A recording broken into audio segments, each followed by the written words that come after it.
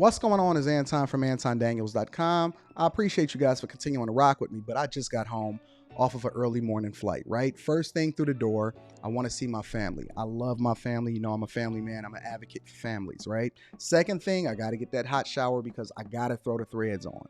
The threads make me feel like $1,000,000, but the third thing through my mind and all throughout the trip is that I gotta have that Teej pack. Teej makes my life uncomplicated. It's uncomplicated skincare for men. The first way that I started specifically was their level 1 system. It's a daily face wash to get rid of the dirt and grime on your skin. 2 times per week exfoliating scrub to get rid of the dead skin cells.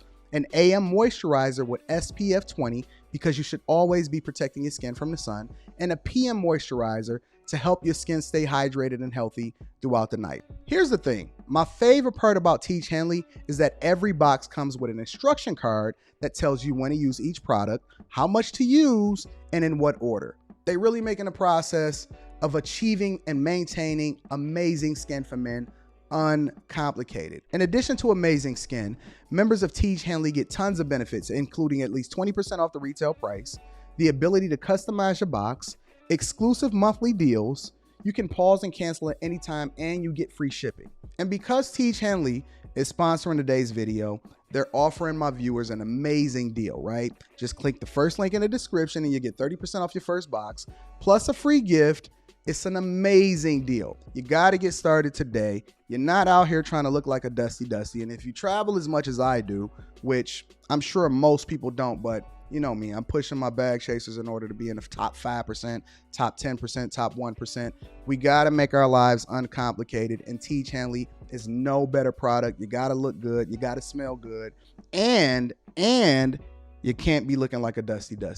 Make sure you get started today. Click. Get that Teej pack. Feel the Teej, my friends.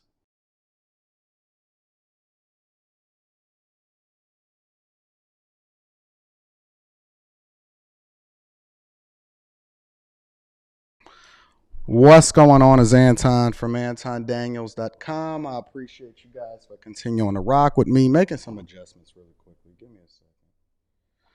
Just adjusting the audio a little bit, just to make sure that we all on the same page, ladies and gentlemen. What's going on? What's happening? Shout out to everybody that's in the chat, that's in the building. I think that it's going to be an incredible, phenomenal show. We got some changes. We got some updates. We got some housekeeping. We got some Patreon content that we need to go over. Lots and lots of stuff. But more importantly, we definitely got to get into this whole Ja Morant conversation, all right? Is that frozen? Let me make sure that that's good.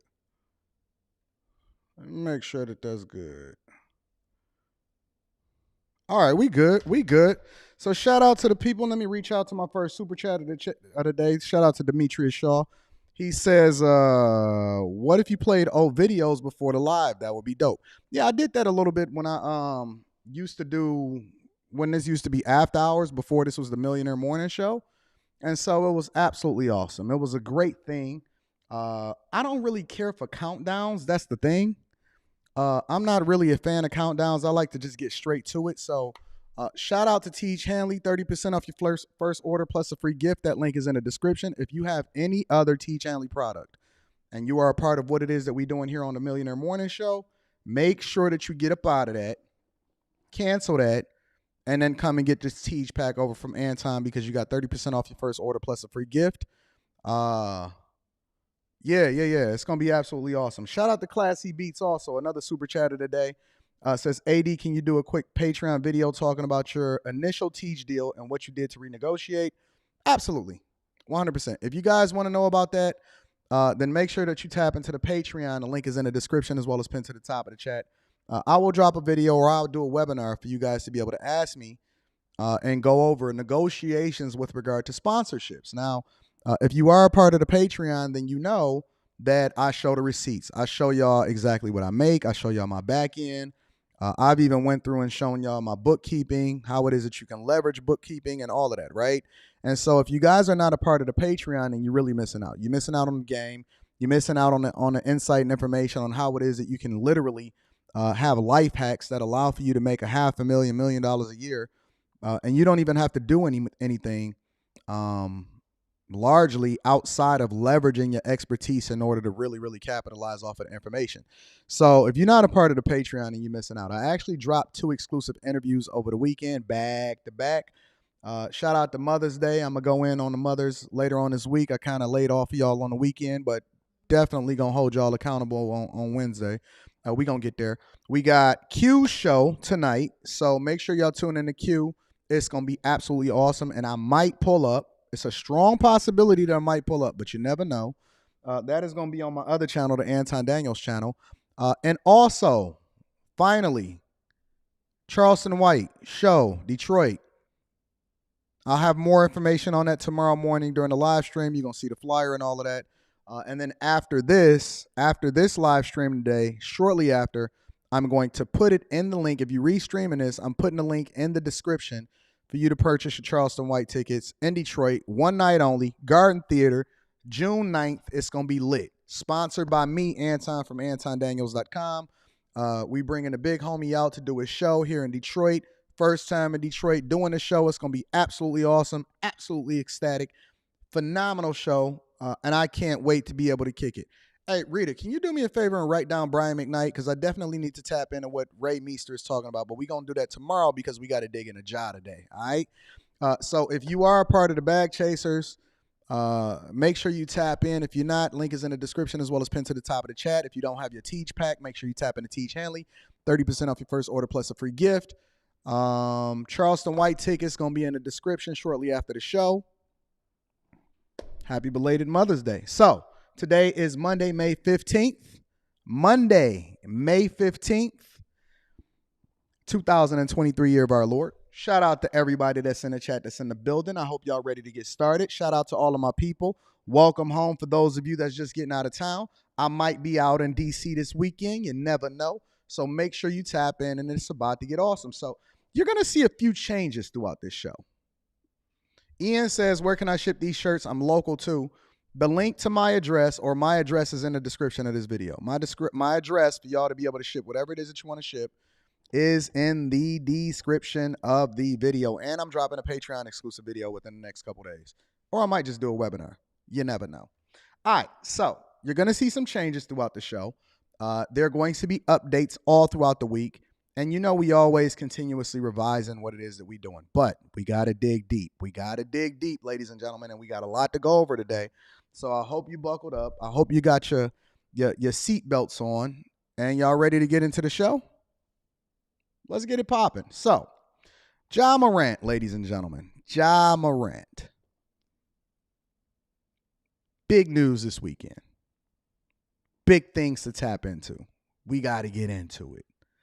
We have to get into it, ladies and gentlemen, because there is no bigger bag fumbler, in my opinion, than Ja Morant. Let me say that one more time for the people in the back. There is no bigger bag fumbler in 2023 than Ja Morant, because we all know that it comes back to the money. We got a lot to cover this weekend. If you guys have not subscribed to the channel, if you have not sent it over into your friends and family in order to have this conversation, then we are going to have a problem. But Ja Morant, ladies and gentlemen, for those of you that has been living under a rock, he went live on Instagram, or not even him, his homie went live on Instagram, and they was in the car or whatever. You know, the same homies. Oh, we're going to get into the video shortly. The same homies that he promised Adam Silver. For the ladies that's in the chat, Adam Silver is the commissioner of the NBA. Ja Morant recently signed an extension upwards of close to $300 million that don't even kick in until next year. Powerade sponsorships. Nike deal just dropped the Ja Morant one recently. Right? Was suspended last year, promised Adam Silver he going to do things differently. Even sat down with Jalen Rose and said, you know what, I got to get my mind together and all of this other type of stuff. We reviewed it. We reviewed it right here on the Millionaire Morning Show. And what does he do? His homeboy is on Instagram Live. They all in the car. They making it rain. They doing what they do. Yeah. Listen, I don't even understand the logic of hanging out with a bunch of dudes in a car with their music blast real loud. I like to ride by myself or with a honey. I don't want to be in the car with a bunch of dudes. I want to be in the car with a honey. Something nice, pretty with their legs and they dress up a little bit. We not jumping all around. We chilling. We might put a little bit of Drizzy Drake on. Who knows? Sade. Ain't nobody trying to be in a car like this with a bunch of dudes. You got a bunch of money, unlimited resources. Either you in the gym shooting or you sitting with you a nice honey and you chilling. And this fool, this whole fool, not a half a fool, but a whole fool, pulls out a pistol in the middle of them jumping around in the car. And even a homeboy was smart enough to try to get his phone back down. Jesus, what you doing, Ja? What you doing, Ja? Okay, all right. Let's get into it. I want to go ahead and go over to ESPN and Adrian Wojnarowski. It's so unfortunate. It's genuinely unfortunate what it is that we're witnessing right now, ladies and gentlemen. Again, make sure you buckle up. Put on your seatbelts. It's going to be an incredible show today. Make sure you tell your family and friends. Hit a like for the YouTube algorithm. And if you have not subscribed to the Patreon, link is in the description as well as pinned to the top of the chat. Let's get into it, ladies and gentlemen. Without further ado, we're going to go ahead and get into this Ja Morant conversation. And we're going to play things out and we're going to react to this video. Hit a like for the YouTube algorithm, ladies and gentlemen. We got a whole nother setup going on here. We taking things up on the Millionaire Morning Show. They can't fuck with us. They can't fuck with us. They thought we was down, but we just going to continue to run that bag up. You know what I'm saying? You know, hold on. They said that they could fuck with us. Did they believe that? Did they believe that they could fuck with us? They didn't really believe that. Let's get it in, ladies and gentlemen. It is not clear when the video was taken. The Grizzlies released a statement this morning. You see it here. We are aware of the social media video involving Ja Morant. He is suspended from all team activities pending league review. We have no further comment at this time. All right, our senior insider, Adrian Wojnarowski, is here. And, of course, you have been on the phone all day long with practically everyone, I'm sure, around the league. What are the things that you can tell our audience that we don't yet know? Greeny, Ja Morant is facing the very real possibility of a suspension, a lengthy suspension, to start next season after this latest incident with he and an apparent firearm in his possession. This is So the first thing that we have to ask ourselves, ladies and gentlemen, the first thing that we have to ask ourselves is this. Now, why would you put yourself in this position in the first place? We asking ourselves the wrong question. We're asking ourselves the wrong question. Why would you put yourself in this position in the first place? Don't worry about it. We gonna get there. Twice in 2 months now. The league suspended him for 8 games, really 2 of them retroactive to really just 2 games earlier this season. I sense already today that Adam Silver is going to feel increasing pressure from other teams in the league who see this as much as it impacts the Grizzlies, that it impacts them and their ability to market their players and their teams. I think there was a sense with that 8-game suspension earlier and during last season, and that Adam Silver showed some restraint in that edict with Ja Morant, took him at his word that he would make better decisions. They met in the league headquarters. Now, the league's investigating. They're still going now to make sure that this was a legitimate video, that it wasn't. So the thing about the NBA and the thing about any great organization that y'all have to understand is that they're going to do their due diligence. Yes, they are. Yes, they are. They have to go in and make sure that there's no deep fakes, that somebody didn't, this is not a pre-recorded video from a long time ago. Organizations, they do their due diligence because they have to make sure, that they're going about handling this the right way. Now, the Memphis Grizzlies have already suspended Ja Morant. They have already said, listen, we don't care how bad Ja Morant is making out Adam Silver look. And here's the key. Here's the funniest thing. The funniest thing of the whole situation, right, is that this is the thing that we see black people complain about the most. When I had this conversation on Fight Club, when I was sitting there listening to people observing what it is that they said about this whole situation, right? You know the biggest thing that they kept saying? It's all because he a black man. He a black man. Now, the thing about it is that he sat down with Adam Silver, which is one of the reasons why his initial suspension, and I'm going to be reading Super Chat shortly. Thank you to everybody that's supporting the show.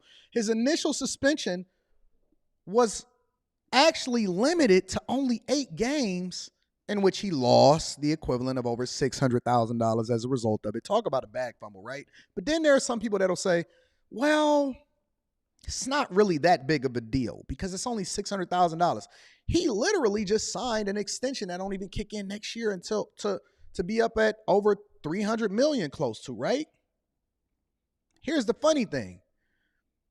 That 600,000 wasn't really 600,000. It was the potential to be equivalent of over what? $36 million. Well, Anton, how did you come to that $36 million? Well, first, I'm a bag chaser. Make sure you tap into the Patreon. Link is in the description as well as pinned to the top of the chat. But the other reason why it's close to that number is because then the media and the pundits didn't vote him all NBA first team. Now, what is all NBA first team for all of my ladies that's in the chat and things like that?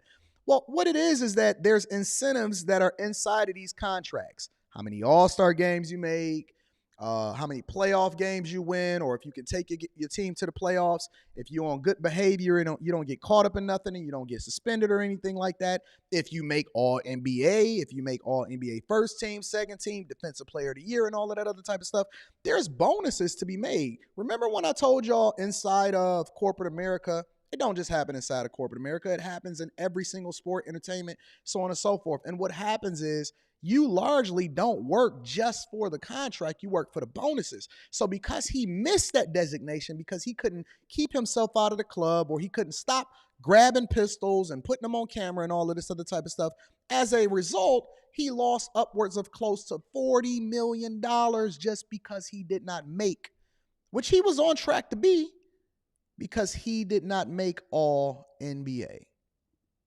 Can you imagine the possibility that all you had to do was chill out, go home, be quiet, bust down something, shoot in the gym and all of that other type of stuff, and then as a result, you lose close to upwards of almost $40 million just because you couldn't keep your mouth shut and you want to hang with your homies? What kind of homies is these? If I'm his homie, I'm going to be like, yo, fam, listen.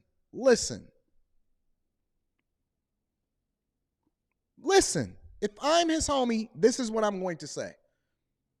Fam, I'm your homie, and as a result of it, I can't let you come with us today. That's what real friends do.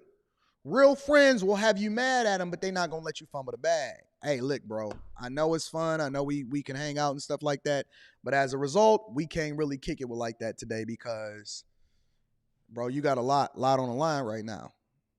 You shouldn't even be on IG Live right now, big dog. Let's continue.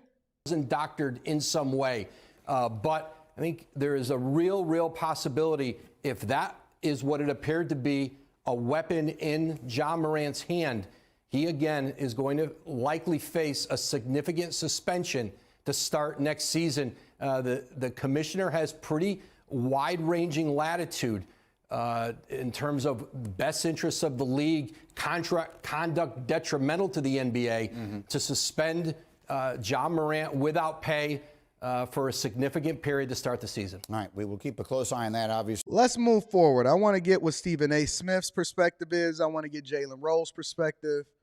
And then we're going to continue to go through this because there's a lot to mine through here today. And this isn't even about Ja Morant. This is about what it is that we celebrate the most as a community, our culture. One of the reasons why he got caught up in the culture. And then more importantly, this is also about bag fumbling because we know it always comes back to the money. Let's move forward, ladies and gentlemen. Today, Stephen A., I will start with you. It's really hard to put this into words, but I'm going to try. As you know, I'm a Knicks fan, and we've talked about R.J. Barrett. Between Zion Williamson's body and Ja Morant's stupidity, R.J. Barrett might end up being the best pick. You know, when you look at some of the things that has transpired, Ja Morant has already been suspended for 8 games, cost himself forfeited over $600,000. You know what the biggest issue here is? It's self-inflicted. That is it right there. That's it right there. The biggest issue with this whole thing is that it's self-inflicted. Nobody did it to him. Nobody did it for him. Nobody put a gun to his head and told him that he had to do it. Nobody took him out to the club. All you had to do was go home. They're paying you to stay out of trouble and then put a basketball inside of the hoop. That's it. You ain't got to do nothing but show up. Hoop, be quiet, stay out the way, jump the fuck out the gym, train, be fit, and not get no trouble. Nobody told you to bring the hood with you. You ain't got to wear no chains. You ain't got to color your hair. You ain't got to do nothing. All you have to do is be quiet. Listen. At the end of the day, this is entertainment. What they do on the basketball court, it's entertainment. What I'm doing right here, even though I may be adding some value in a lot of the conversations that we have on a regular basis, it's entertainment. It's entertainment. And let me tell you what my main priority is as a person that is on a much lower level than Ja Morant. You know what my main priority is? It's not even catching the bag because we got the bag now. And that's the worst part about it. I'm going to be reading Super Chat shortly. Shout out to Bruiser. That's the worst part about this whole conversation is that it's not even about getting the bag. It's when you got the bag, the only thing you got to do is not fumble the bag. The only thing you got to do is prevent them from finding a reason to be able to take the bag away from you. My main goal as an entertainer is to not put myself in a position to where somebody else can mess up my bag. That is it. Once you get the bag, the goal is to protect the bag. I don't hang out with no pookies. Let me tell you something, and this is the fact. Anybody that been to the Lapeef meetup when we did it in Houston, when we did it in Atlanta, you know this is a fact. I was there early, right, for the show. I go, I perform, I do what I do. I do meet and greets. I talk to every single person that's inside of the audience. I give them more than whatever it is that they paid for as far as coming up to kick it. They was like, yo, we about to go hang out. We about to go party. We about to go to the after party. They was on Instagram. You know who wasn't there? Do you know who was not at the after party at any Lapeef event? They said, Anton, listen, we about to go to the after party at this and we going to that. You know who wasn't there? You know where I was at? In my hotel room, packing my bags, getting my stuff set up for tomorrow because I knew that I had to live stream, and I was on the first fucking flight smoking out of that mug. 6 a.m., I was on the first flight home.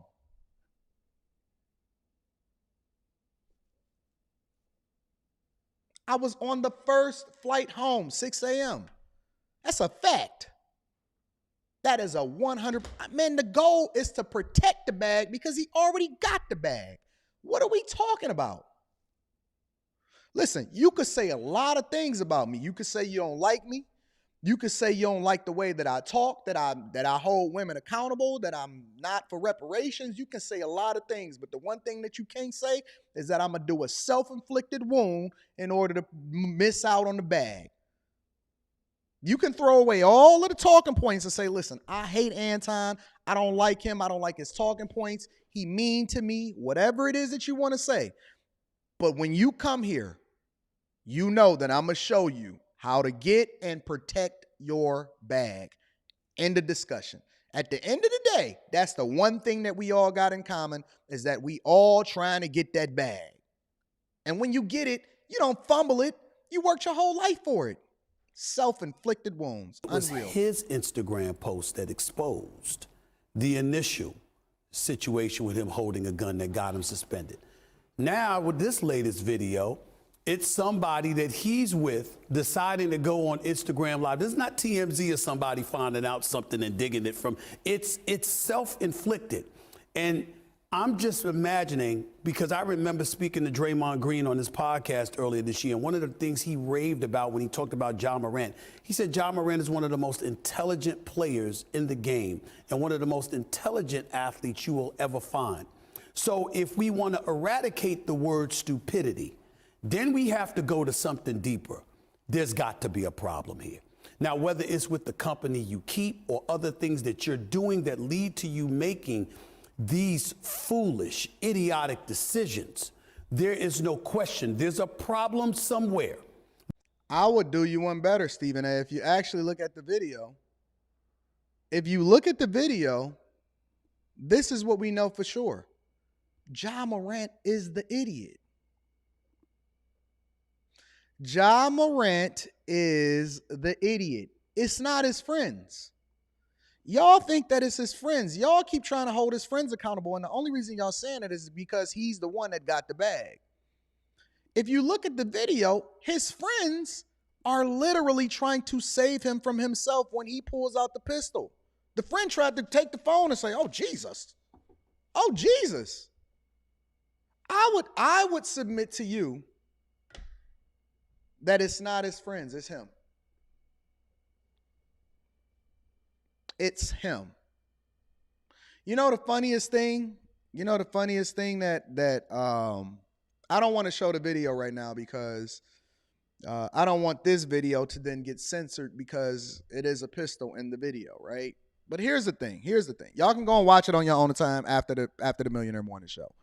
You know what the weirdest thing is for me when I see something like this happening, or not even when I see something like this happening. When I see NBA players, whether I see them on the TV or whether I meet them in person, the funniest thing to me, honestly, is when I see their lips be black because they smoke too much weed. Let me listen. When I see these guys lips black because they smoke too much weed, it's the wildest thing in the world to me. And the reason why it's the wildest thing in the world to me is not whether or not it's legal. It's not whether or not they can do it. It's like, why would you put yourself in a position to where they would question whether or not you're good for the brand and all of the potential bags that you miss out on in the first place? Why would you put yourself in a position to then have to drug test negative? Why would you even give anybody any shadow of a doubt as to why they should do business with you? Marcus X says, I called Cap on the friends. Anton, he knew Ja was riding around with a gun in your car and dancing to loud music, so his friends are just as insane. No. You know why his friends is not as insane? Because his friends don't have anything to lose. See, it's still on the responsibility of you. It's the responsibility of you to do the thing that is in your own best interest. Nobody cares about your friends. Listen, somebody tell me what the name of one of Ja's friends are. Tell me how much money they lost as a result of Ja getting suspended. Tell me. Somebody tell me. And this is why LeBron James, regardless of how I feel about his politics, regardless of how I feel about what it is that he stands for when it comes to the black community and all of this other type of stuff, because I think he be playing on y'all with that. LeBron James is the greatest player of all time. And I don't look at it from the metrics or my personal favorite NBA player of all time is actually Kareem Abdul-Jabbar. But remove the actual basketball play. The dude is stellar. He did what Kobe was supposed to do and couldn't do when he was alive. Ain't no smut on his name. He did what Jordan was supposed to do when he was. See, a lot of people are now forgetting because they wasn't really outside when Jordan was around, but Jordan was a heavy gambler and father got killed, and then the league allegedly made him step away from the game in order to be able to clear his name up a little bit, and then he had to come back and all of that other type of stuff, and then he wound up getting divorced, and always, they allege that he invested in the prison industrial system and all of that other type of stuff. No. Jordan had smears on his name with regard to the possibility of even being questioned as a person that is supposed to be the GOAT. Kobe. They was absolutely wrong. I do not believe for 1 second that he did anything with that white girl that had multiple pieces of semen from different people inside of her panties. But the idea that he took a chance while he was supposed to be preparing and putting himself in a position to compete against the 2004 Pistons for an NBA championship even had to be suspended and removed in the first place because he was the golden child. Tiger Woods can't keep his hand off the hose in order to keep his money in his pocket. Today, right now, there is a lawsuit in court with Tiger Woods' name on it from a hoe that is trying to sue him and take half of his assets because this dude can't pick right to save his life. Everything you do when you start to get the bag and you get visibility is a business decision. Everything. The people that you associate with, the chicks that you rock with, the people you surround yourself with, if you decide to have friends, if somebody is doing something that's not aligned with where it is that you're going in your life, cut them off. Cut them off. Because it's not about right or wrong. It's putting yourself in a position to where you don't fumble the bag.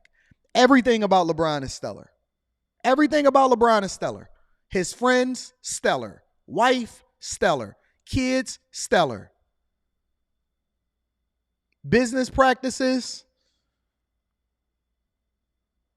The only thing you can possibly criticize is if you're comparing him to Jordan on the court. Outside of that,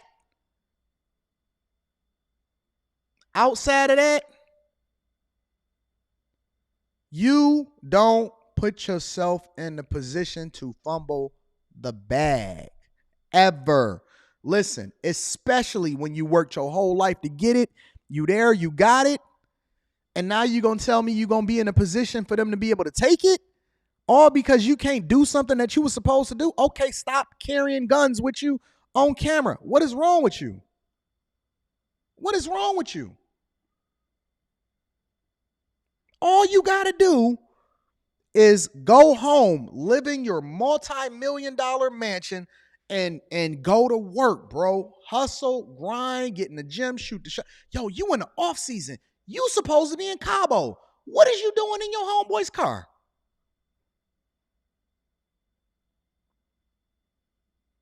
What are you doing in your homeboy's car? I predict this. This is my prediction. I predict that this is not the end. We will see Ja Morant. He will, in my opinion, and this is just my prediction, I could be absolutely wrong. I hope that I'm wrong. But I believe that Ja Morant will absolutely, positively will be one of the biggest bag fumblers by the end of this conversation. By the end of his career, we not going to be sitting here talking about how great Ja was. We going to talk about how much of an idiot he was to fumble the bag. That's what I believe. I genuinely believe that in my heart. Let me read some of the super chats and then we're going to get back into the show. I believe that. I genuinely believe that in my heart. We're going to be having a conversation about how Ja Morant, specifically Ja Morant, is the biggest bag fumbler in history. Facts. That's all the way facts, all right? Let me go ahead and read some of these super chats and then we're going to continue with the show. I'm going to be reading super chats throughout the show. Marcus X says, Black America are some of the hardest working people ever. I'm joining the Patreon. Shout out to the diaspora, but give respect when it's due. Stop being a victim. He also says, Ja has a child-like mentality when it comes to life. Shout out to Marcus X. We appreciate you for the super chats.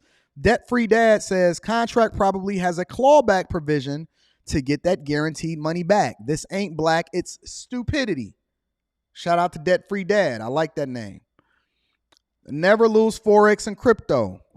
I don't know about that name. Where is his father or father figure? We not going to blame it on his father. He a grown man. This man has been in the league 3 to 4 years. Shout out to my guy Bruiser. Says Ja Morant, me predisposed to the hood life and have to remain obligated. We may not know this looking in from the outside. Here's the thing though, Bruiser. He not even from the hood. Clarence's parents had a really good marriage. He not even from the hood, and he went to private school. He not even from the hood.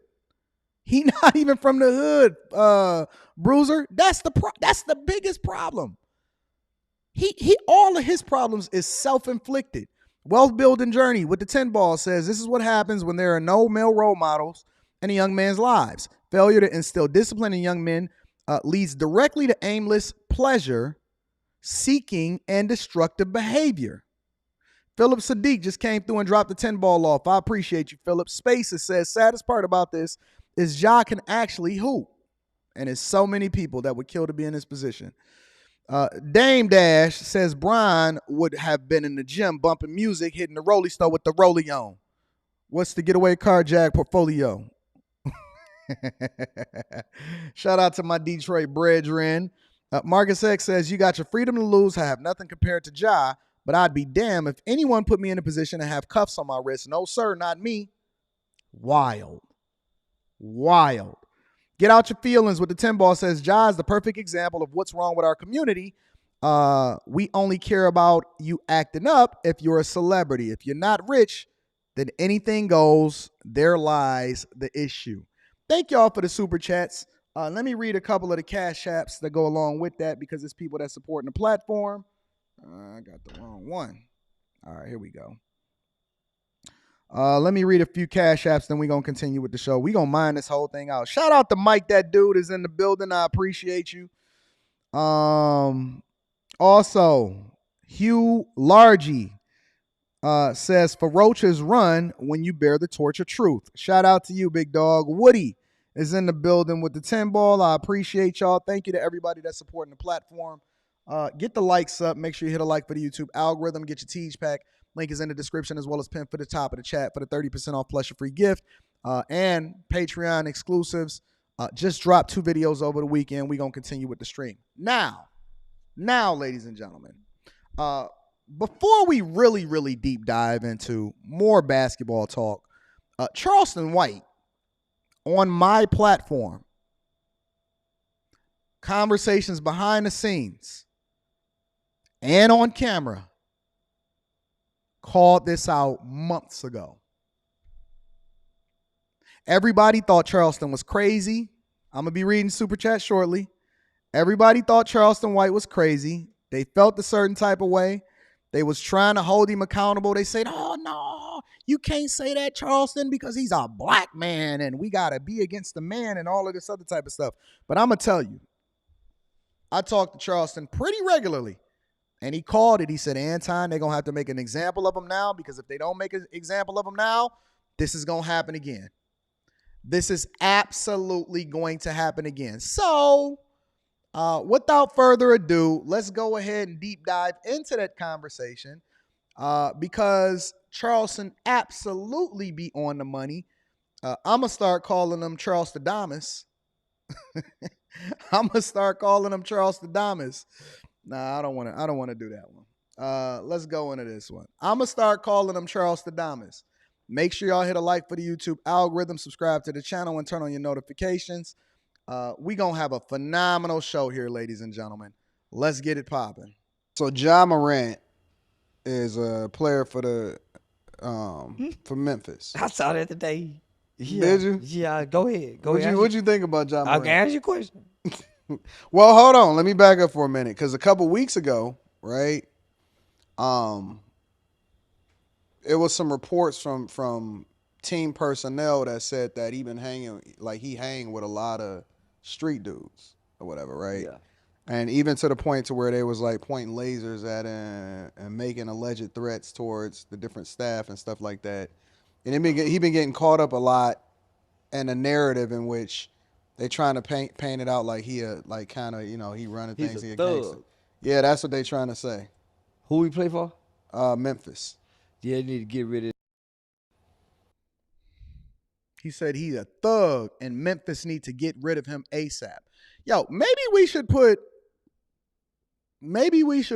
Charleston as a general manager of the Memphis Grizzlies.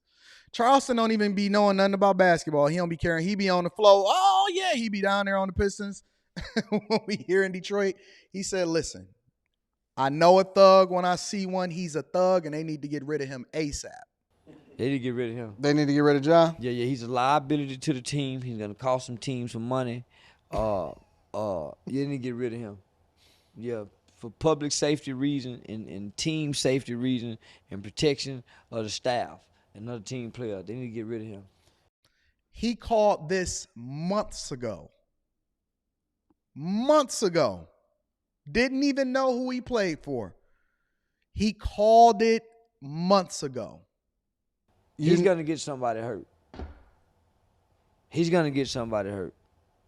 And we need to be proactive and do our due diligence and remove him from the team, if not from the NBA, swiftly, quickly, and expeditiously.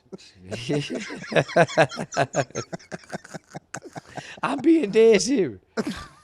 We cannot tolerate this kind of shit in the NBA.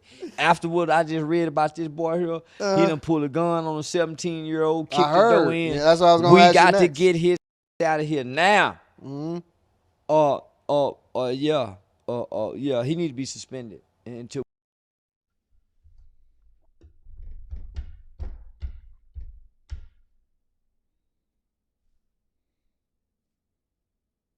He said what he said, and everybody was feeling a certain type of way around it, about it, when he said it. And this literally was months ago. He said what he said. He said, listen, they need to make an example out of him. They gonna suspend him, or they need to suspend him. They keep giving him these chances. And he's a detriment to the team. Ja gonna fumble the bag. And I was just looking like, dang, see, that might be a little bit much. But he was like, listen, he's a detriment to the team. We do a further psychological evaluation of this guy and get him some mental help, or get him in some type of anger management and some inpatient or outpatient emotional care. You know he's supposed to be one of the next stars and faces of the league, That's right? why we need to get him out of here, because those are the thugs. I mean, some guys like him end up becoming great inmates. They got all the talent. You see how this other boy just shot that gun at that college. We cannot allow this guy to go any further. We need to get rid of him now. You think?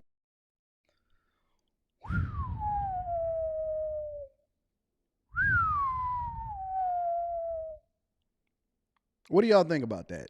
What do y'all think about Charleston Daniels saying that they should have made an example of this man a long time ago? I don't know how I feel about it. See, listen, when I sit down with my people, Charleston, whoever it is that I'm sitting down with on that black couch over there, right? We got different sets that's being built. Don't worry about it. We continue to expand what it is that we got going on here inside of the Millionaire Morning Show studios. I just literally observe. I ask the questions. I don't push back. I don't push forward. I don't incentivize and none of that other type of stuff. I literally just sit there and watch them tell what it is that they want to say, and I give them the platform because I'm curious as to what their thoughts are.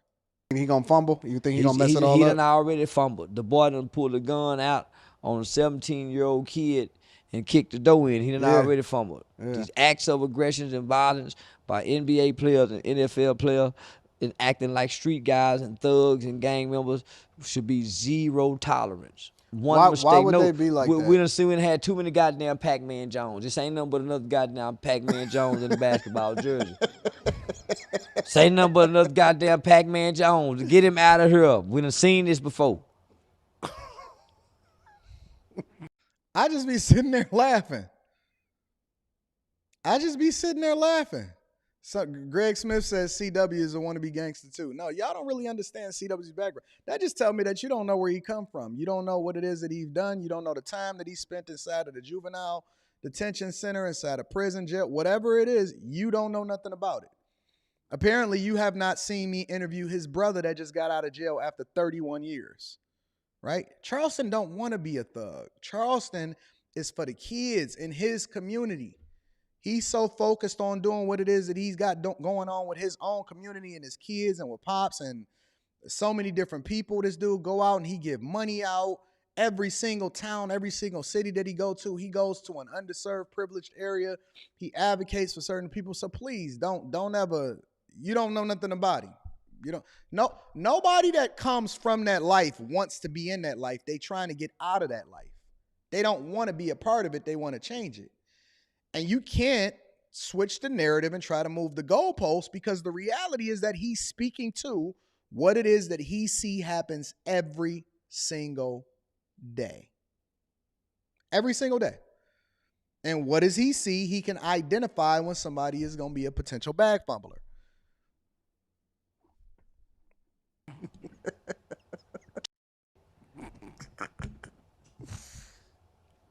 You don't think he gonna be okay? Nope. You know he one of the superstars of the league right now. So was Quincy Carter. Nope. No. He needs to rethink being a superstar. Because if you let a superstar get away with this here, you saw what happened to that boy in Florida. They let that boy get away with stealing that lobster. What's his name?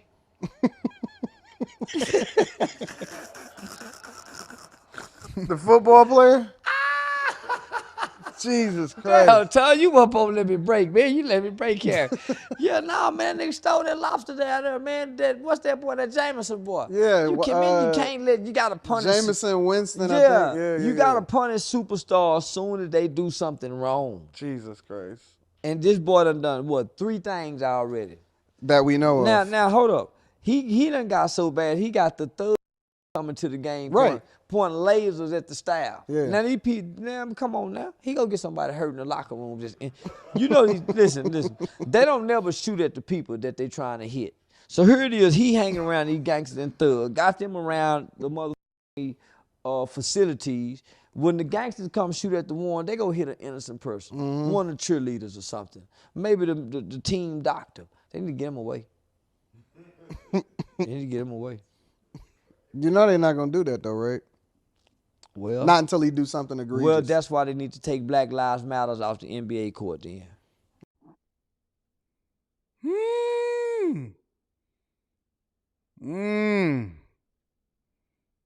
If Black lives really matter, then are we not holding each other accountable, or are we enabling bad behavior?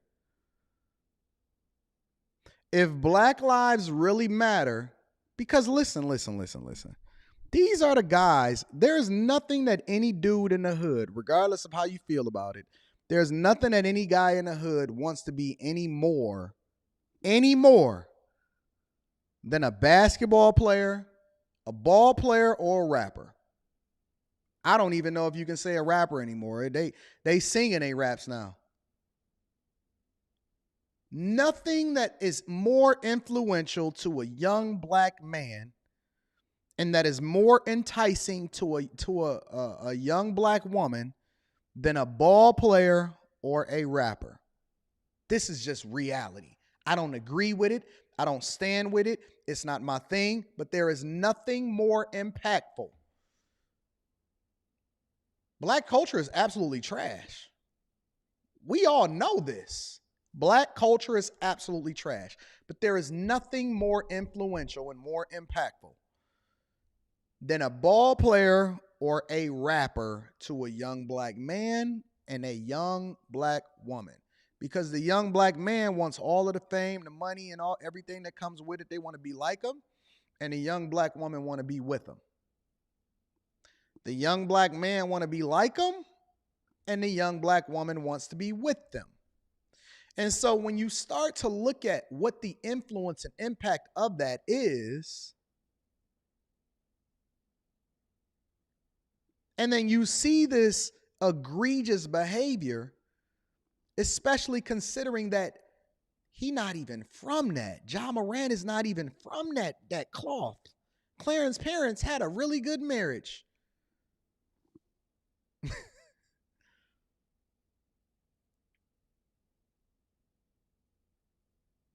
Went to Cranbrook. That's a private school.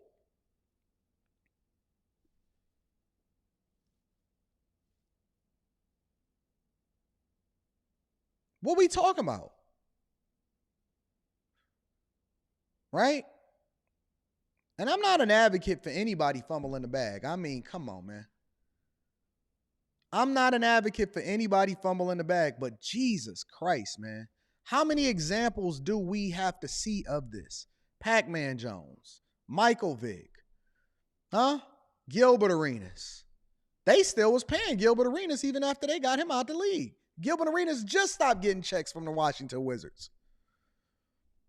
So now y'all stealing money from these good white people. Stealing money, making y'all commissioner look bad, influencing y'all kids to be worse. Listen, it's worse. Let me tell you what's worse. The worst thing ever.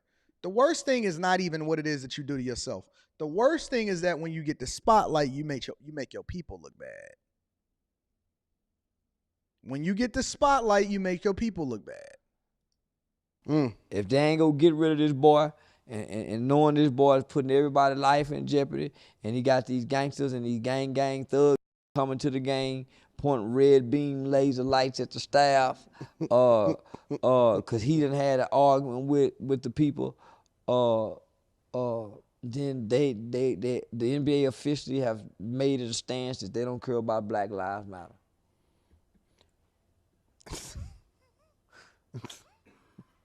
So I was baffled. I was taken aback right now.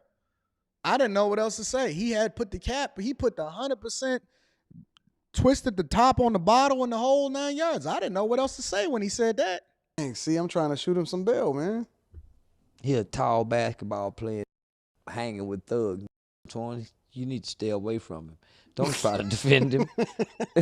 Let him. Because, man, I want him to do well. He's not doing well. Obviously, he got to want to do well, Anton.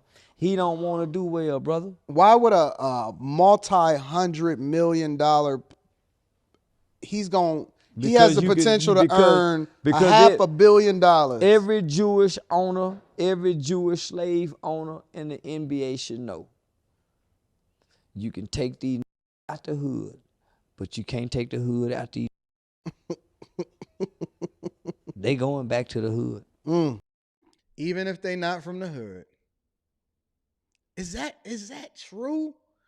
I never wanted to believe that a day in my life that was true. Is that true, y'all?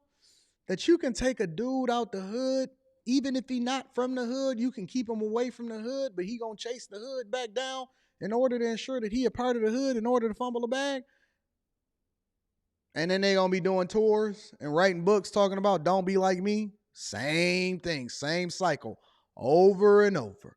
And over and over and over and over. Don't be like me. Same cycle. Listen, guys. Listen, kids. You don't have to do this. You don't have to have guns when you can have security. And even the NBA will provide security for you when they give you private chefs and they have everything and everyone at your beck and call. And you have the best facilities and the best. Because you know what this is telling me? This actually flies in the face of what the majority of what people say all the time. Ja Morant is literally a walking example of the fact that y'all shouldn't even receive reparations, that it has nothing to do with the environment in which you raised in. This is the argument that Ja is making with his life. He's an example that none of this matters. Well, how? Because even if you're not from it, and even if you're not immersed in it, and even if you was never raised in it and you went to private schools and all of this other type of stuff, you still gonna come back to it because it's your cultural influence. It's your cultural norm. These are the reasons why. I say that black culture and the things that we celebrate the most is trash, man. It's trash. Because if you can't make the adjustment in order to do the thing that's in your own best interest, even if you're not from it, then how do we expect anybody to do anything that is in their own best interest, even if they give you a bunch of money? You arguing for reparations. Y'all want $1 million, $2 million, $4 million per person. This dude got 300 million, ain't even from the hood, and can't keep his ass out of trouble. So how are you going to sit here and advocate for and sell me or anybody else on the idea that you're not going to do anything other than whatever it is that's your cultural norm? Why would you change? You didn't change when you didn't have 2 cents in your pockets. And then you got $13 in your pockets and you never changed. And then you became a professional and you went to school and you making $80,000, $90,000, $100,000 a year and you still ain't changed. You're still the same person that you were when you was in the hood. The only difference now is that you got a Challenger, a Charger, a Hellcat, and an Escalade. That's it. You still do the same thing. You hang out in the same places. You carry the same guns. You fuck the same hoes.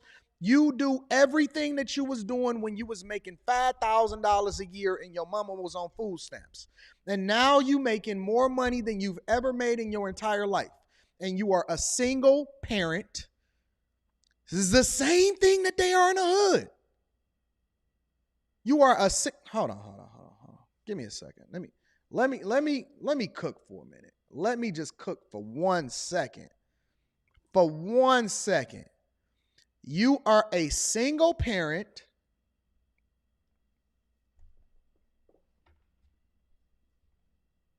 You drive the same way. Your record is the same. You still getting arrested. You still you smoke more trees because now you have more access than you've ever had before in your entire life. You listen to the same music. You hang with the same homies. You still go back to the hood. Not to see where it is that you can make an investment or hook up people and help and change and all of this other type of stuff. You do it because you can't help but to be what it is that you always was going to be. Maybe we cursed. Is that a possibility? Honestly, I'm just curious. Maybe black people as a whole, not as an individual. Let's just think about this honestly. And this just came to my head right here, right now. Let's have this conversation and then we're going to move on to the show because we got more to get to. This is going to be a whole show, not a half a show. A whole, not a half a whole. We got people in the chat right now that's saying, hold up, what trees got to do with this, Anton? You don't understand that they're monetizing your zombie-like behavior?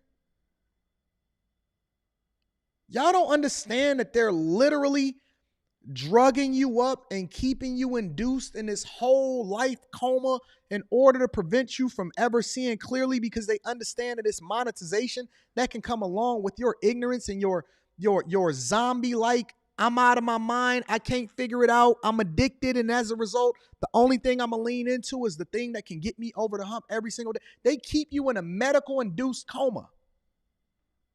You're a walking zombie. Yo, when I'm around people, let's just say, for example, I'm in a studio and I got people and I like to create the environment that allows for them to be able to have the best time so that they can give me the best content. I can't even fucking keep my eyes open. And I try, like I be well rested. I be put together. I got everything set up. Everything is vibing. I got the drinks.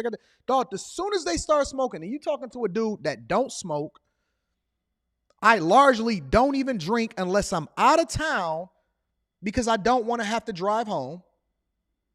Ever. Hardly ever drinks. Right? And I can't even keep my eyes open.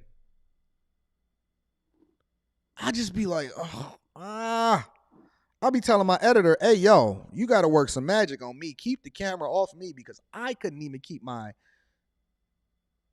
eyes open. Maybe we cursed. Maybe as a whole, honestly, and this is not as individuals, because you always going to have a few people that escape the matrix. You always going to have a couple people that break out. Maybe, and I've never really truly considered this until now, maybe we're cursed. Maybe it's not meant. Maybe we supposed to be the soul of somebody's boot. And that's why we call black. I don't know. Maybe the goal, or maybe we just a joke to God. Maybe we were just supposed to be the entertainment, the court gestures.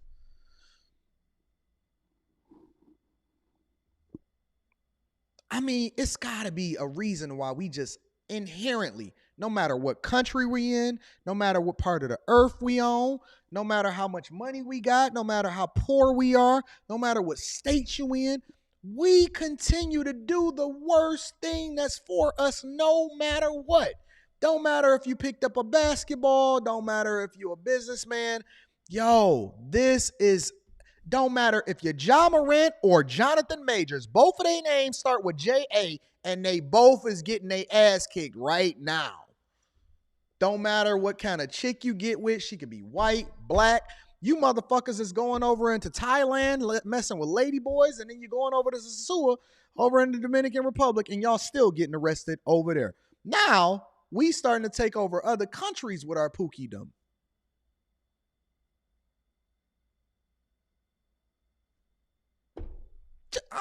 Honestly, listen, if I'm wrong, help me to understand. I'm looking at the chat right now. Is it possible that we are cursed? Somebody get this monkey off our back. Somebody get this monkey off of our back. It can't be like this. This cannot be your inheritance as a result of being born on this earth, regardless of what time. It don't matter if it's the 15, 16, 17, 18, 19, 20, 2000s, 2100s. In 2121, is it going to be the same way as it is now? You can't be the bottom of somebody else's boot when you so intelligent. You the strongest group of people on earth, physically. We got the biggest dicks. Well, some of us. Some of us is mixed with Caucasus, clearly. We got the biggest dicks. You can run the fastest. You the tallest. You the strongest. You're intelligent. You're smart. How you keep getting finessed for everything? Even today, Saudi Arabia and China owns Africa. They still doing deals with China, knowing that they can't pay that money back. They taking loans. Listen. Africa is taking loans from China. They're still giving away their minerals and resources for pennies, a fraction of what it is that it's truly worth. They're giving away everything today. Yo, if you go over and you research what's happening in Haiti or any other parts that's predominantly dominated by people that look like me, they are killing each other. It is not an oasis. It is a death zone. Listen, you can go to Haiti or you can go to Chicago. Pick one. It's the same thing. You can go to Haiti or you can go to Chicago. Pick one. It's no safer in either one of them. Go to the south side of Chicago or go over to Haiti and you tell me which one. Which one you want to go to? Which one you got?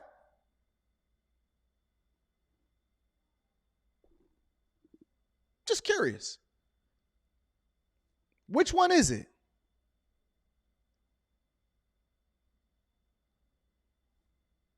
And you know what the funniest part about it all is?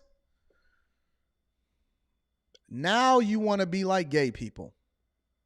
That ain't even you. I don't care what they told you. I don't care what they selling you. I don't care what it is that they got for you. I don't care how much money they offering you. You was never supposed to be of this. You got Kamala Harris on your tax dime flying over to Ghana advocating for LGBTQ and the alphabet community over there now. That ain't even you. She don't even identify as black according to y'all, but she over there in Ghana advocating for it. This ain't even you. This is not even you. You ain't supposed to be this. You was never supposed to be that. Maybe we cursed though. Maybe we're cursed. Let's continue. Gilbert Arenas. Gil, No Chill Gil. Shout out to No Chill Gil. Got a platform, thriving, been through it himself, right? Been through it himself, been through the whole ringer. Listen, No Chill Gil is a great example of this whole thing. Well, why is No Chill Gil a great example? Because No Chill Gil went through all of the things that you guys are going through right now as regular people. Let me read Super Chats first before we get into No Chill Gil. This is going to be a good show. We're going to cook this week. Dakota's Jenkins says, Ja Morant is from the suburbs. Why are black suburbanites infatuated with the hood? What's wrong with being yourself? That's moving backwards. Shout out to you for the 5-ball. I appreciate it. Shout out to my dog, Tony Williams. Says, Ja's going to end up the black Aaron Hernandez. Coder Convo says, Charleston is right about Lil King too. We the only race that celebrates poverty even after attaining wealth. Levite Apparel is in the building, says, Anton, this is what it means to have many talents. Some bring back 0, others times 5, others times 10. Oh, you talking about the talents from the Bible. If it's not too late, he's still alive with that talent. Cliff Williams says, Charleston White for president 2024. Justified Crown says, Ja's Nike is meant to launch in 10 days. Now this. I don't think it's going to come out. I don't think they making Nike look bad out here in these streets now. AQ Inspirational Champion says, good morning, Anton. I'm definitely enjoying the money talk and the videos like these. This is helpful to us. You should definitely host the Bag Fumbler of the Year Awards. We're going to have to get it out. Blaze Skywalker is in the building, says, what up, though? So where is his father? He apparently is in his life. Y'all can't even blame that on his father now. Jamil Fowler says, if JR cared, he would open... Or maybe he was saying if Ja cared. If JR cared, he would open some businesses and employ people from the hood. Just my opinion. Shout out to y'all for the super chats. I appreciate y'all for rocking with me. Hey, I had a thought that I was going to share. Blaze says it's going to take something catastrophic to make, I guess, black people come together, and that's still unlikely. We need a major reset. Need to just stop it. Listen, nothing more catastrophic can come than what it is that's already has happened to black people. I don't know how much more catastrophic y'all need. How much more catastrophic do y'all want things to be for black people before they decide to get themselves together? I was going to say something too. I was going to say something before I got into this next point. Anyways, make sure y'all hit a like for the YouTube algorithm, subscribe to the channel, and turn on your notifications. Reading super chats throughout the show. This is the Ja Moron show. The Ja Moron show today. Reading super chats throughout the show. Thank you for subscribing to the channel. I know you already subscribed. We got the Charleston White live show here in Detroit on, I'm going to put the link in the description after the show today, on June 9th. June 9th, we got the Charleston White show here in Detroit. One night only. We got multiple different comedians. It's going to be an absolutely great time. I'm going to be there. And if you guys do not get your tickets from the link that I'm going to put in the description after the show, you guys are going to be missing out. So make sure that you tap in. Make sure you tap into the Patreon. I dropped 2 videos over the weekend. Link is in the description as well as pinned to the top of the chat. Share this with your friends and family. Let's get it popping.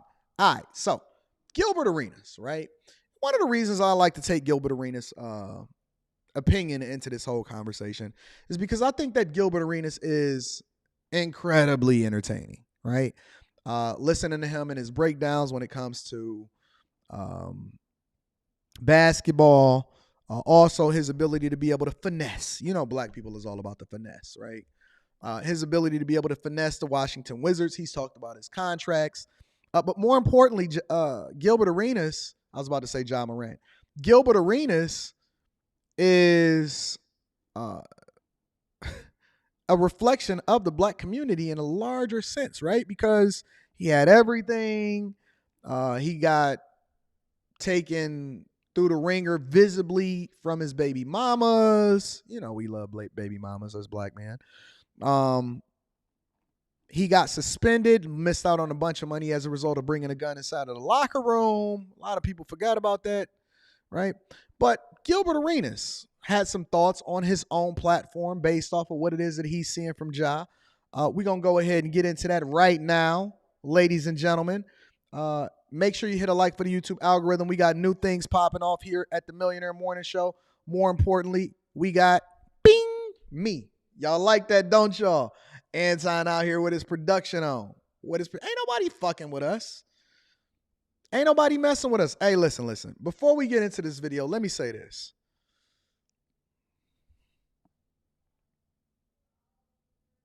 Dang, I don't want to be that petty, Rita. I don't want to be that petty. Fuck it, we gonna go ahead and be petty anyway. Listen. There's nothing, now this what I'm about to say don't have nothing to do with Ja, but we gonna get into Ja. There's nothing worse or that kills a bag than ego and women. Nothing worse than dropping a bag, and it always happens when it comes to ego and women. Now hear me out. Just hear me out, ladies and gentlemen. All right? Why is Anton saying ego and women? Ego, and I said this on Twitter. If y'all not following me on Instagram and Twitter, y'all need to tap in. The link is in the description. Ego and women will fuck up your bag because it will have you thinking that you really Kobe Bryant when you was Smush Parker. You Boobie Gibson and you thinking that you LeBron James. Horace Grant thinking that he Michael Jordan. You could have been Steve Kerr. You could have been Steve Kerr.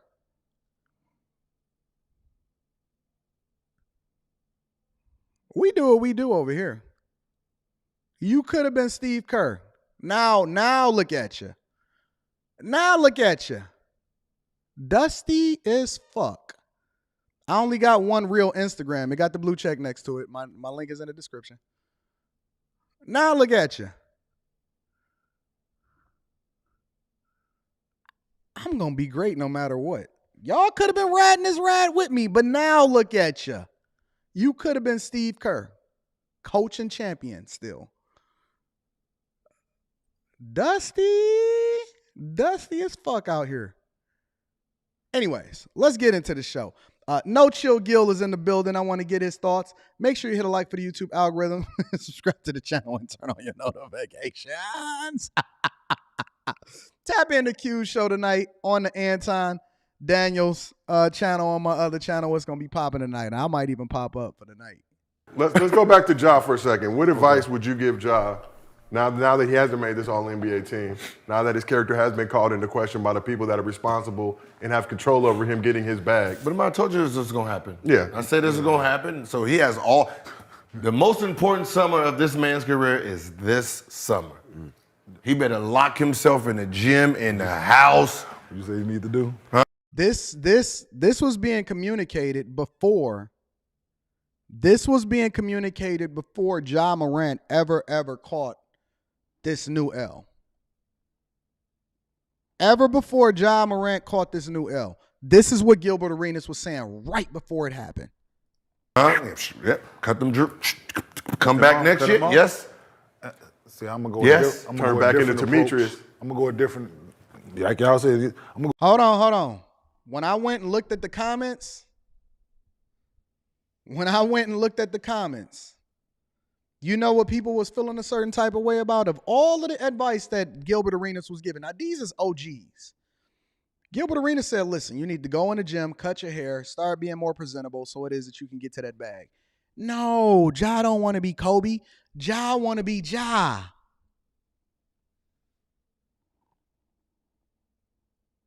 Ja want to be Ja.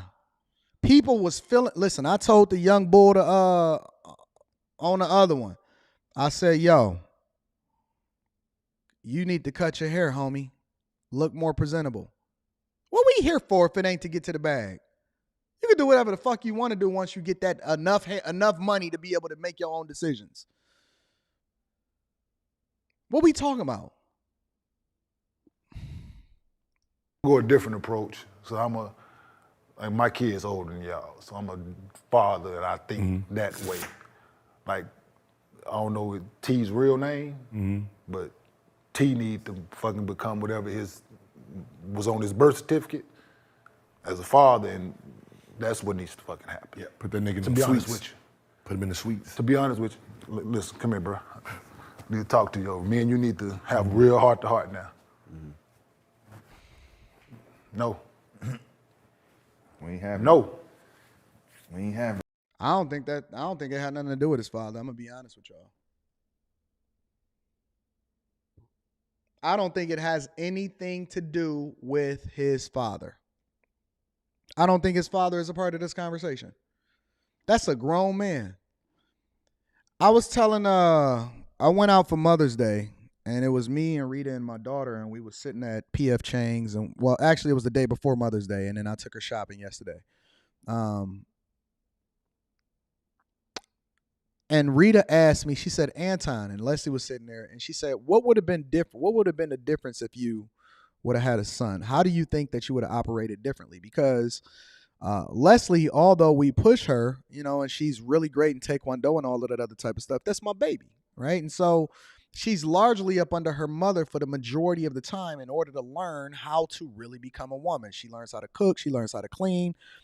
She does the dishes. Sometimes we don't even allow her to use the dishwasher. We make her do it by hand so that she can understand when she cleans. A lot of time her mother is there to show her, hey, listen, you got to get up under that toilet. You got to get behind the thing, so on and so forth, right? And we have people that come in and clean the house, but she specifically deals with her because she doesn't want her to get too far removed from the core of what it takes in order to be a woman. And so when they asked me that question, they said, Anton, how would you move differently when it comes to if you would have had a son instead of a daughter?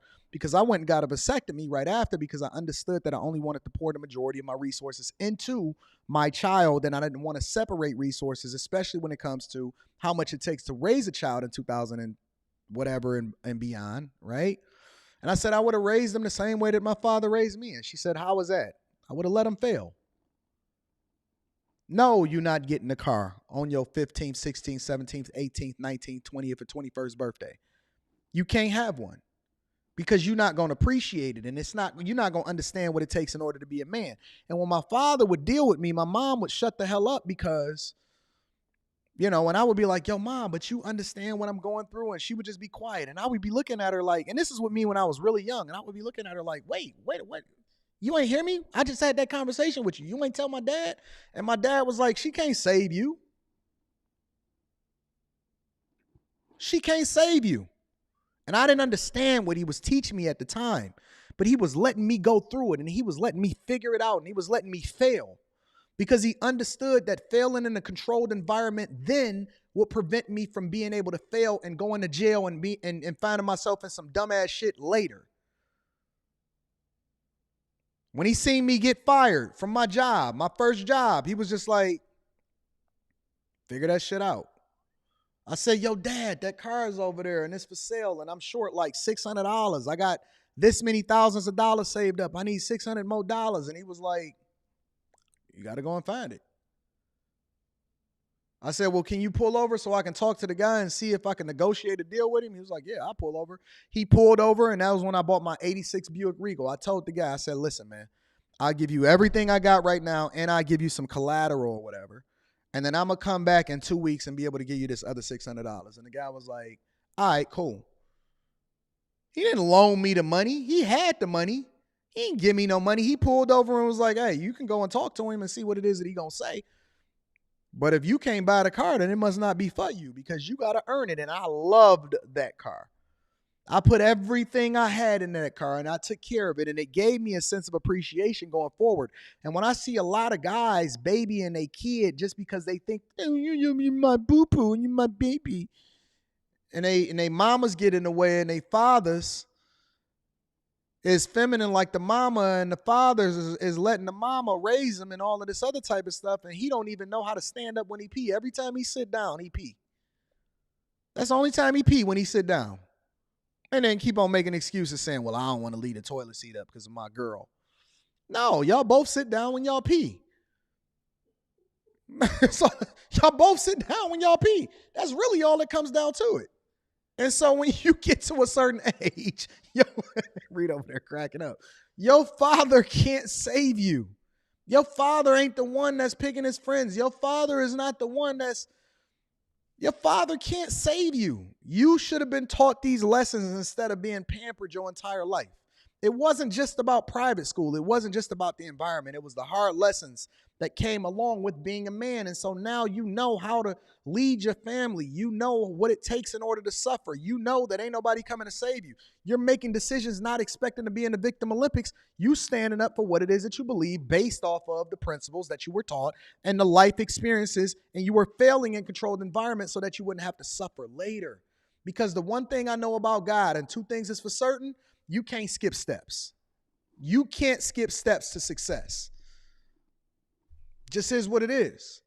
Either you're going to have to repeat the lesson over and over and over and over and over and over again until you get it. Otherwise, when you skip steps, then you find out that it's going to be worse off than it was before you had skipped that step if you had to learn the lesson, because you're not truly prepared for what it takes in order to be successful.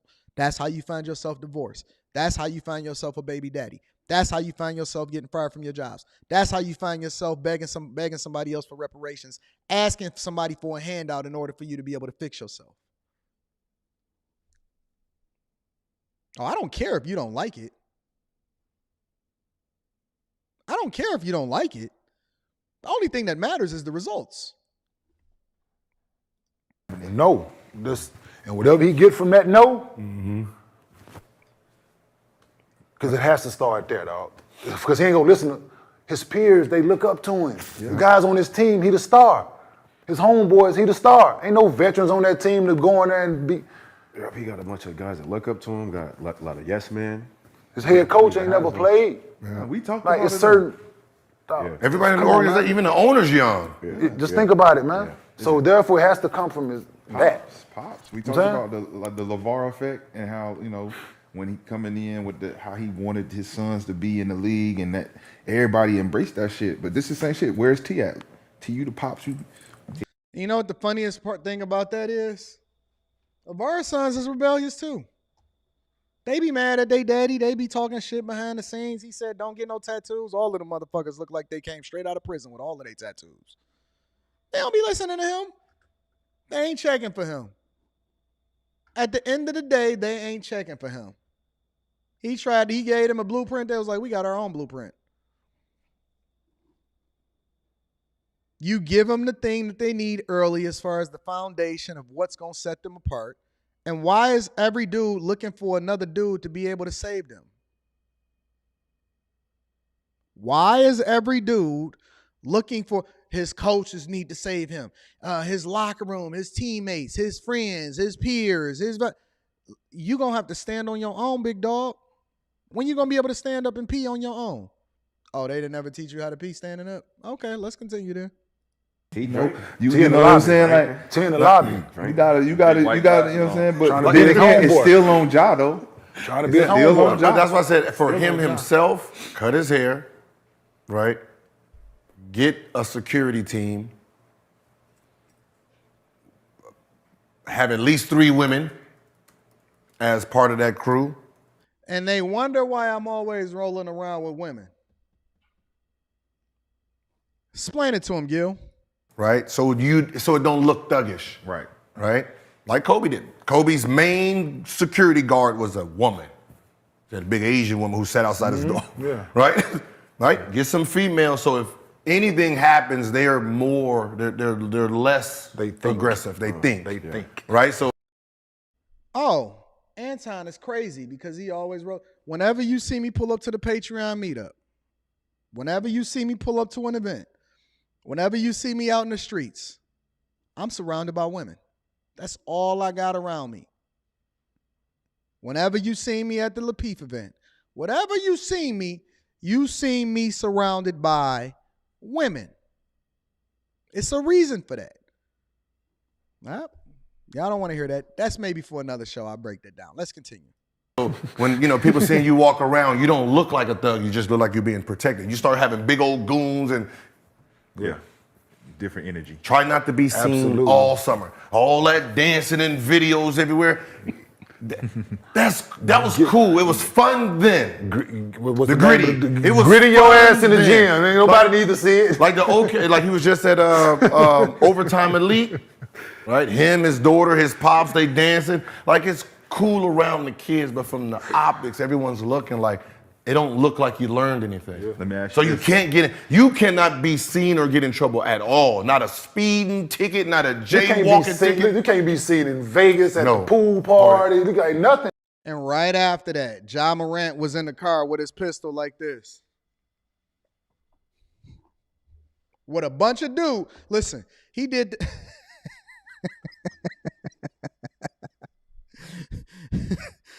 Ja Morant literally did the exact opposite of every single thing that Gilbert Arenas said in this video.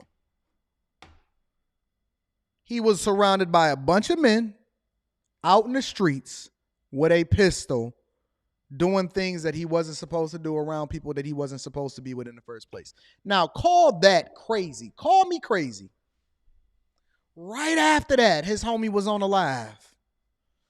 You're not even supposed to be seen hanging out with these people.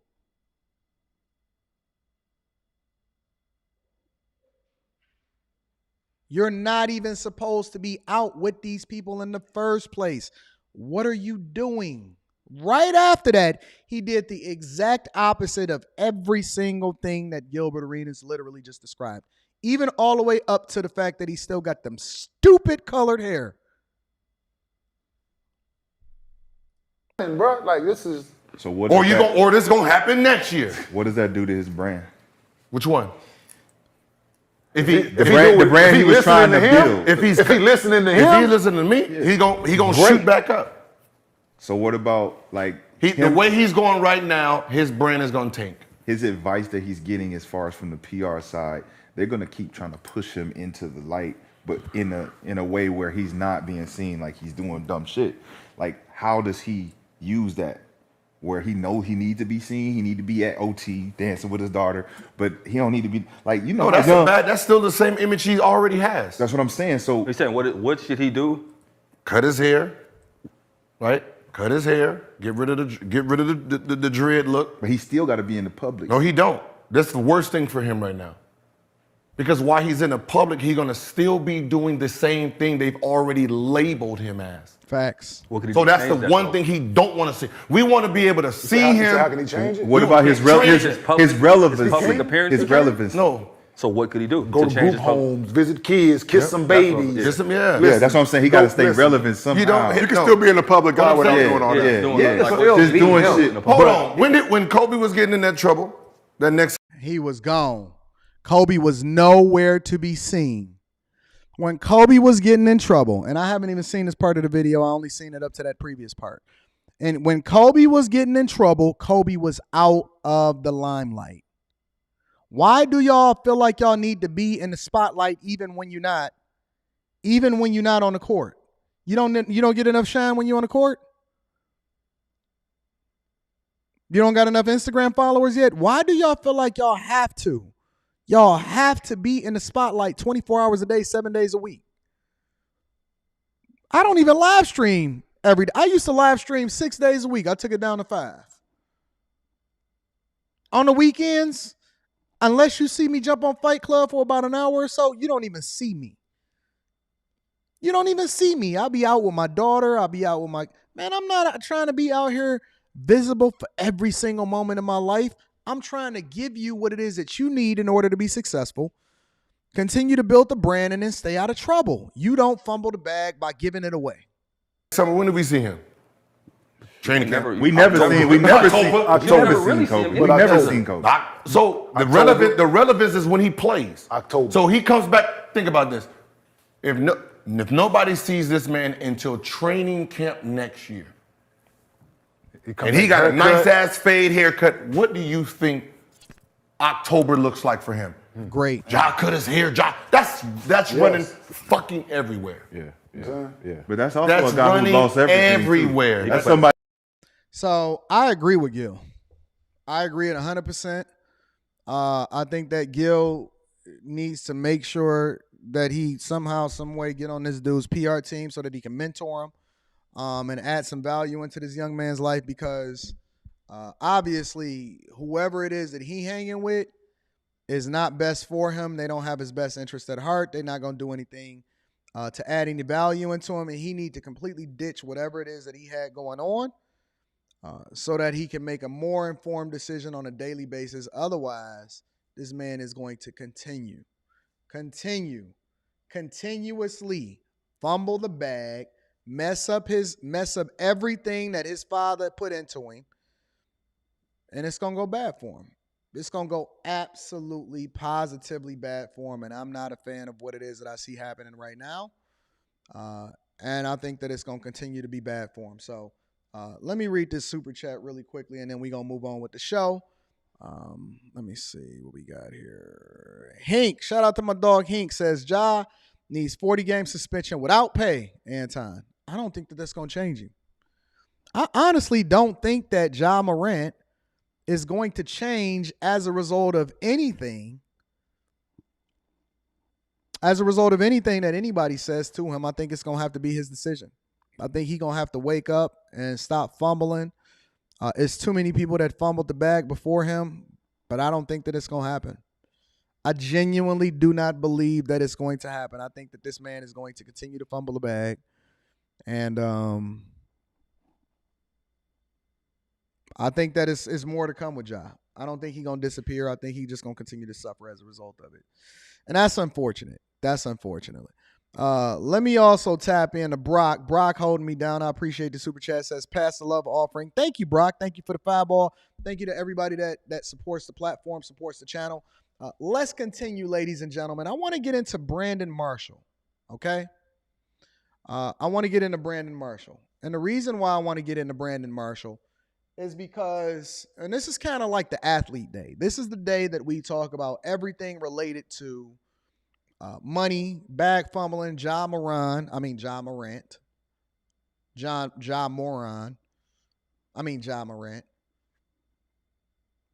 And I want to get into Brandon Marshall in a recent interview that he did, and that he kind of broke down the whole idea behind how a lot of these guys think. And they're very much like you and I, regular, everyday people, right? And there's this misconception that just because they famous, or just because they were NBA players or NFL players or NHL players, or they got some level of visibility or IG models, that they're automatically going to be successful when it comes to the things that they celebrate or they do the most when it comes to social media. Y'all see a lot of these I Am Athletes, the Pivot podcast, and a lot of this type of stuff. And if you are a part of the Patreon, Eric Hart, thank you for the super chat. I'm going to be reading that shortly. If you're a part of the Patreon, then you also understand that looking at everything, shout out to Khalil Racing, I appreciate you reading that shortly. You understand that it's a difference between looking at it from a business perspective and looking at it from an emotional perspective. And breakups happen all the time. Business happens all the time. If you're not looking at everything from a business perspective, then you're looking at it short-sighted. So I want to get into this recent clip of Brandon Marshall going into and having a conversation specifically about his journey in being a content creator, YouTuber, and trying to do business with people that he was cool with. Make sure you hit a like for the YouTube algorithm, subscribe to the channel, turn on your notifications. I'm definitely going to be reading super chats very, very shortly. And hopefully I'm continuing to add value into you guys' lives. And you find this to be incredibly entertaining, and you subscribe to the channel. Let's get into it. I Am Athlete, the origins to where it is now, we got to talk about the split. Yep. We got to address the elephant in the room. I was just finna end the show. I was finna end the show, but we ain't gonna be messy. But you know, I will say this: we ain't gonna be messy. But Fred is on his way over here, just so you know. So watch what you say. Right. me, Marsh. If you talking to somebody, they thinking about it, they contemplating what to say, trying to say the right thing. So you going back to what Ricky said. You say the stuff that you really want to say. We go back to mental. Let's go back to mental health, and it's not even mental health. It's just about, you know, just how to be a decent human being. You got to take accountability. What you trying to say? Yeah, look yourself in the mirror. We talked about self-assessment, right? So this is what I would do. In retrospect, had a vision. Literally a couple of houses down before you moved in the neighborhood. I'm sitting out there on my porch, chanting crowd. Not all of the black people moving into the neighborhood. Might be time to move out of the neighborhood. You know what I'm saying? We're sitting there. And he was one of my all-time favorite teammates, one of them. And I'm like, damn, let's start a podcast. Why? Because during the time you had the Stephen A. Smiths of the world, like, streaming live from their cribs with AirPods in. Right. You know, grainy, look bad. I was like, yo, we could potentially sell a show. Right. So I'm like, boom, Chan, like, would you do this? Yeah. It's like, you think Fred T would do it? Tomorrow I'm going to pull up on. So, from the very beginning, they looking at the competition, and they said, listen, I think we can create a show that we can wind up selling. So that flies in the face of what a lot of y'all really advocate for and y'all say that is needed with regard to a lot of these content creators. And from the very beginning, he's telling you the goal was not necessarily just to create content. The goal was to make money. And their objective in making money is not ownership. So when you see a lot of these different people that come on these platforms and they giving y'all these interviews and they giving y'all this game and so on and so forth, and they keep talking about ownership. Nobody gives a fuck about ownership. The only thing that they care about is the same thing that they're investing for, which is to ultimately get a big bag on the tail end of it.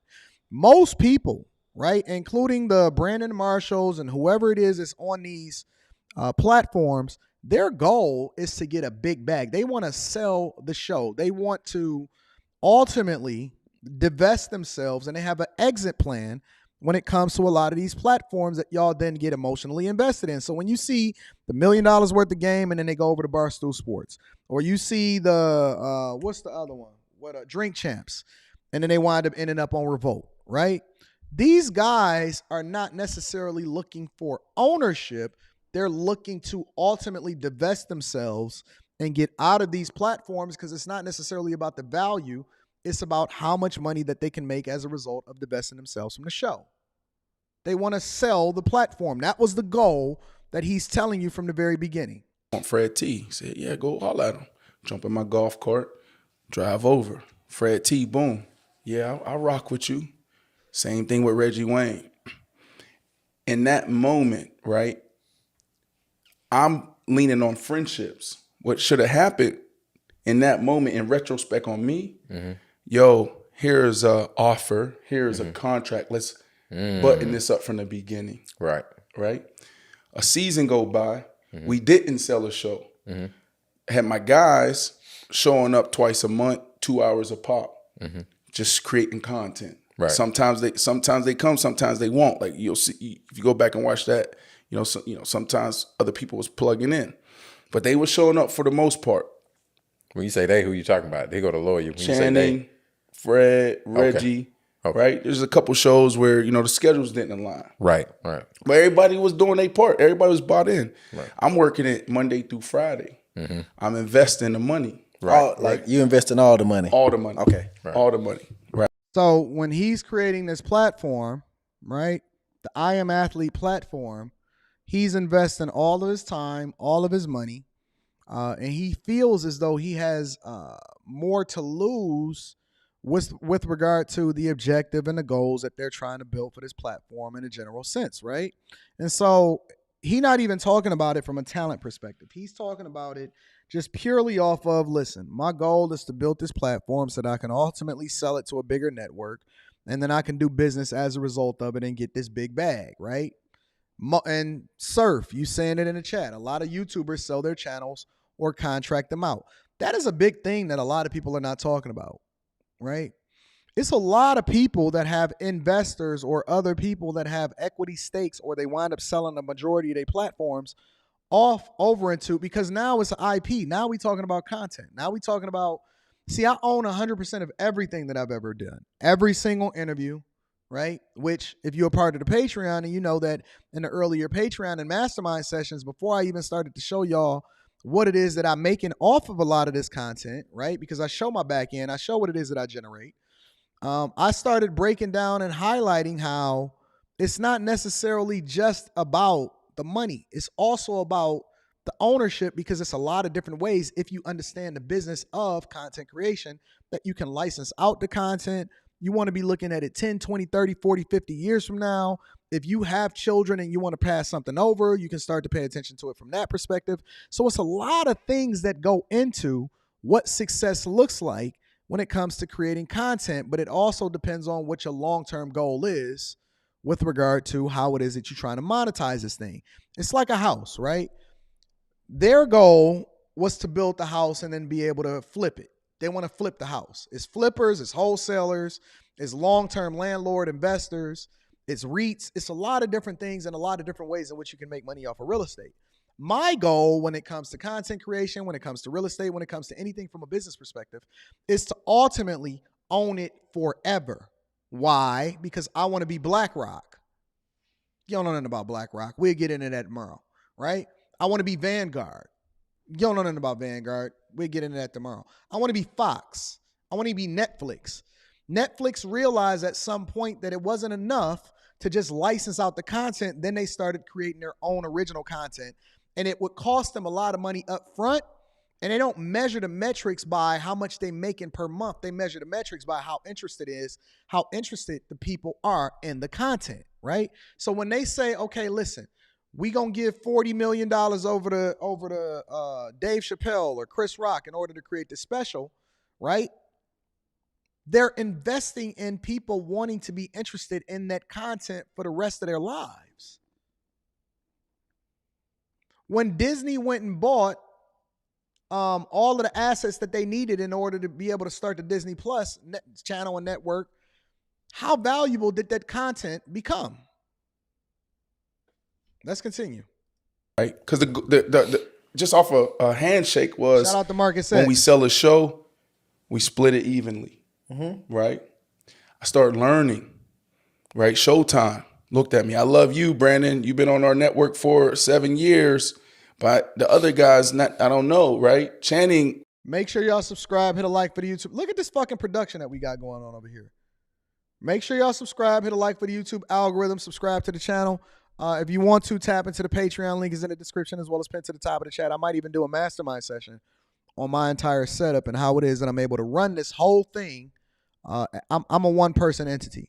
So everything you see me running right now, it's only me. It's only me. I run everything on my own. I don't need no help. Was just doing local radio for 10 years, covering the Dolphins. Gotta put him on, bro. Local guys. And then you got Fred T, legend in football. Like, he should be a Hall of Famer. Talk about the guy need to be a Hall of Famer. Yes. He should be a Hall of Famer. He should. Okay? He should. So then you go to Fred T, and it's like, but Fred T ain't really doing media. Right. I mean, I think he's calling some stuff locally in Jacksonville for the Jaguars. And Reggie was doing some for NFL Network. So they were like, yo, just change up the squad. Because back then it was all about big names, big names, big names. Right. And I said, no, I gave them my word. Right. So I can't do that. Then I had other people come in. I want to buy the, we need to own the IP. We need to do this and that. I was like, no, I said no probably 1,000 times to some deals that, you know, majority would say yes to. So after that season, we didn't accomplish the goal. The goal was to sell the show. Right. So after that season. So the goal was to sell the show. Shout out to Neighborhood Spider. I appreciate that. The goal was to sell the show, right? Now, if the goal was to sell the show, in which basically he did a deal with a lot of the dudes, in which it sounded like it was majority handshake deals, but either way, a handshake deal is a deal. A verbal agreement is still a deal. Your ability to be able to prove that you did that agreement is a completely different conversation, but an agreement is agreement, all right? And he said, listen, after the first year or the first season of us doing that show, we wasn't able to sell it. And so he's about to go into the whole idea of it behind that. I sat down with my agent at WME, know nothing about like the production world, right? It was only House of Athlete, 5-year roadmap business plan. So I sit down with my guys there to represent like some of the biggest names in sports, production companies, and they sell shows all the time. Like, yo, I'm gonna continue with this. How should I approach it? So they gave me all the stuff like, this is how you bring in production, this is how you rev share, this is how you do X, Y, and Z. Okay. So I go, we have a meeting. Hey guys, I could have taught him that. Here's the information I got from WME and my agency. I advise you guys to do the same, because I don't want anybody to look at this and say like I'm trying to take. I didn't even use the words taking advantage because it wasn't even there. Right. It was just like, yo, I just want y'all to make sure that y'all comfortable with this. So do y'all work. I did my work, and this is what they're saying is industry standard. Right. It was just an offer sheet to continue for another season. I couldn't ask them for season 2 to do another season for free. Right. So what ended up happening is like you had 2. So these dudes was basically working for free. Brandon Marshall was putting the money up. Okay. Everybody else that's on the platform is basically working for free. So they putting their time in with the anticipation that they all gonna bust that down equally, right? After I'm assuming Brandon Marshall get a return on whatever it is that he invested, then they all bust it down equally. But it was his idea. It was his inception based off of what he's communicating. Opportunity. Now remember, these are people that he's doing business with friends, creating a platform, content creation. Let's continue. One, you can invest, right? And we rev share. Or 2, you can take a per episode fee. Right. Now, this is key, y'all. And the reason that it's key is because it's changing the complete dynamic of the conversation. Now, why is it changing the dynamic of the conversation? Because in the beginning of this conversation, he said, listen, after season 1, the goal was to make sure that we basically sell the show, bust it down equally, and then we go on our separate ways. So that was what was being communicated. And a lot of y'all really need to start paying attention to what's being communicated, because if you do, then you can start catching what's being communicated, all right? In the very beginning, he said, listen, the goal was to sell it. We're going to all bust it down. And I'm assuming after he get a recoup on what his initial investment was, and we all going to get paid as a result of it. Then he went and he started linking up with his agents and all of these other people and what's industry standard, all right? And now he's saying, listen, the terms is going to change, y'all. Y'all can invest with me and then we can revenue share, or y'all can take a per episode amount based off of this set fee or whatever it is that you negotiate.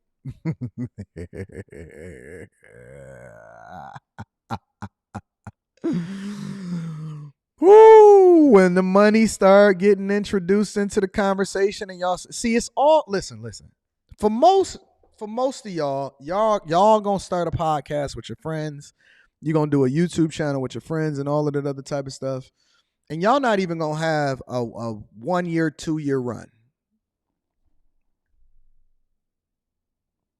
You're not even gonna have a 1 year, 2 year run. That's just a fact. Your run is going to be limited, because the minute that one paycheck, listen, you can have, what is it, $100? It's been so long. $100 is the threshold that you start making money. So you get 1,000 subscribers, 4,000 watch hours, and then you make at least $100. You're going to get that payment, that monthly AdSense check. Ain't even going to be no real money. Let's say y'all make $1,000 that month, right? Which is very, very, very hard to do. A lot of people don't understand how difficult it is to grow a platform. And then after you grow the platform, you got to figure out how to monetize it. Because I'm going to be honest with you.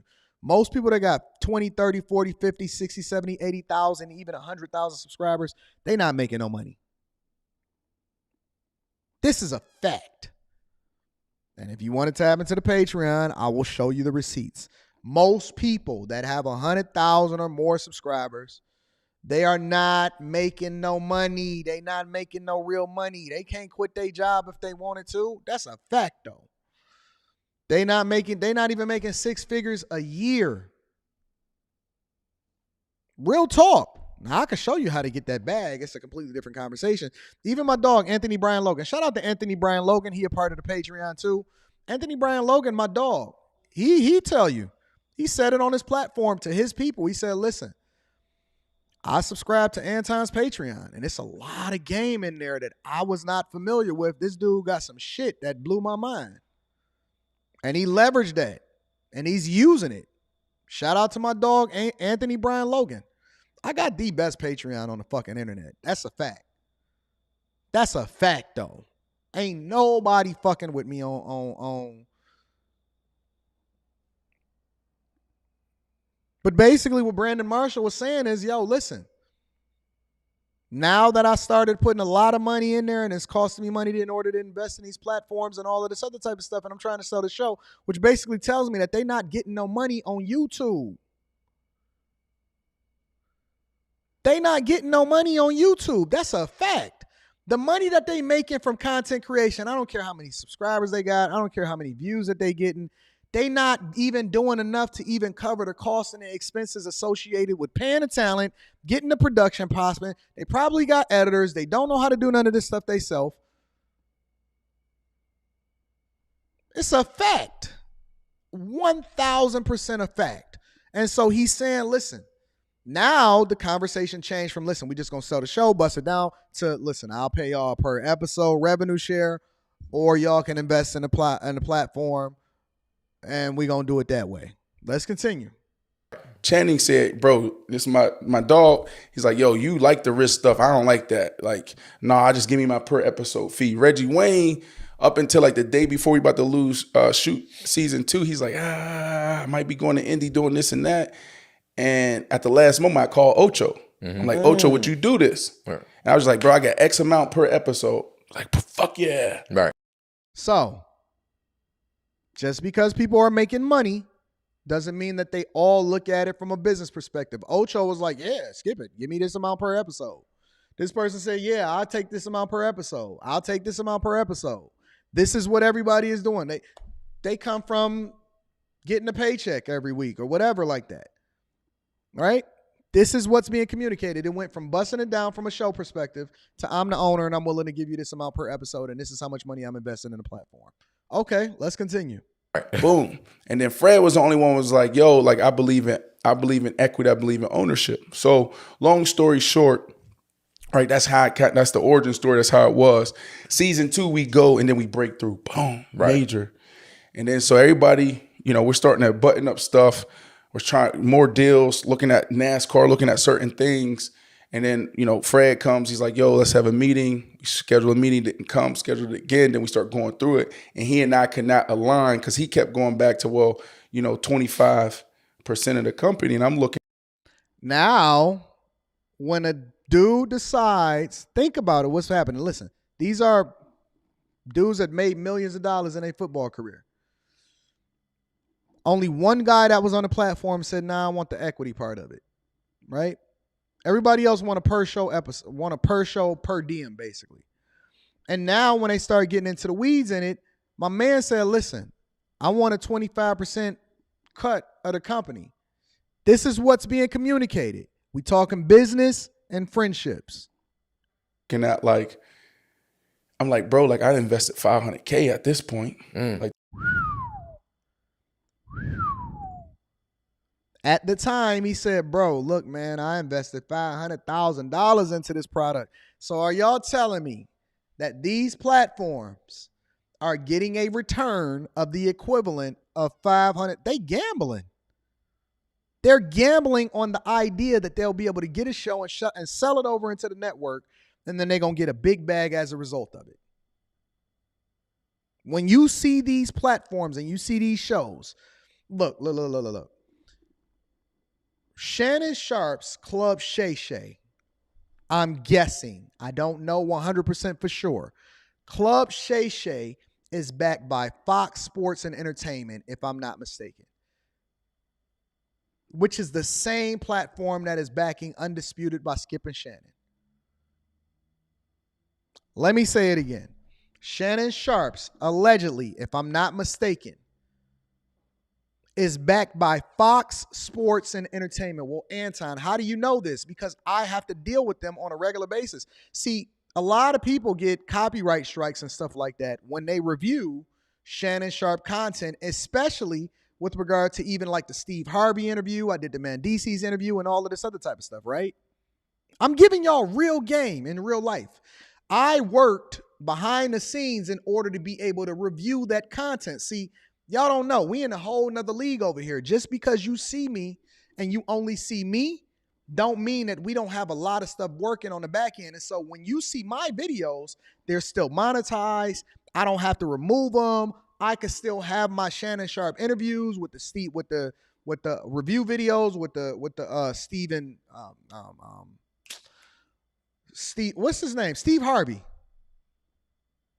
I don't have those problems because I went through the necessary steps in order to ensure that I could still review those videos or whatever. I have the permissions. I have all of that stuff, right? So I knew who I had to go through the steps in order to even be able to have certain conversations, right? But my point is that when you see these things that's happening on the internet, you just watching the video as a fan, you don't know who's behind who and who's the person that's actually backing a lot of what is being put together on the tail end. A lot of these dudes don't own their own shit. They the face.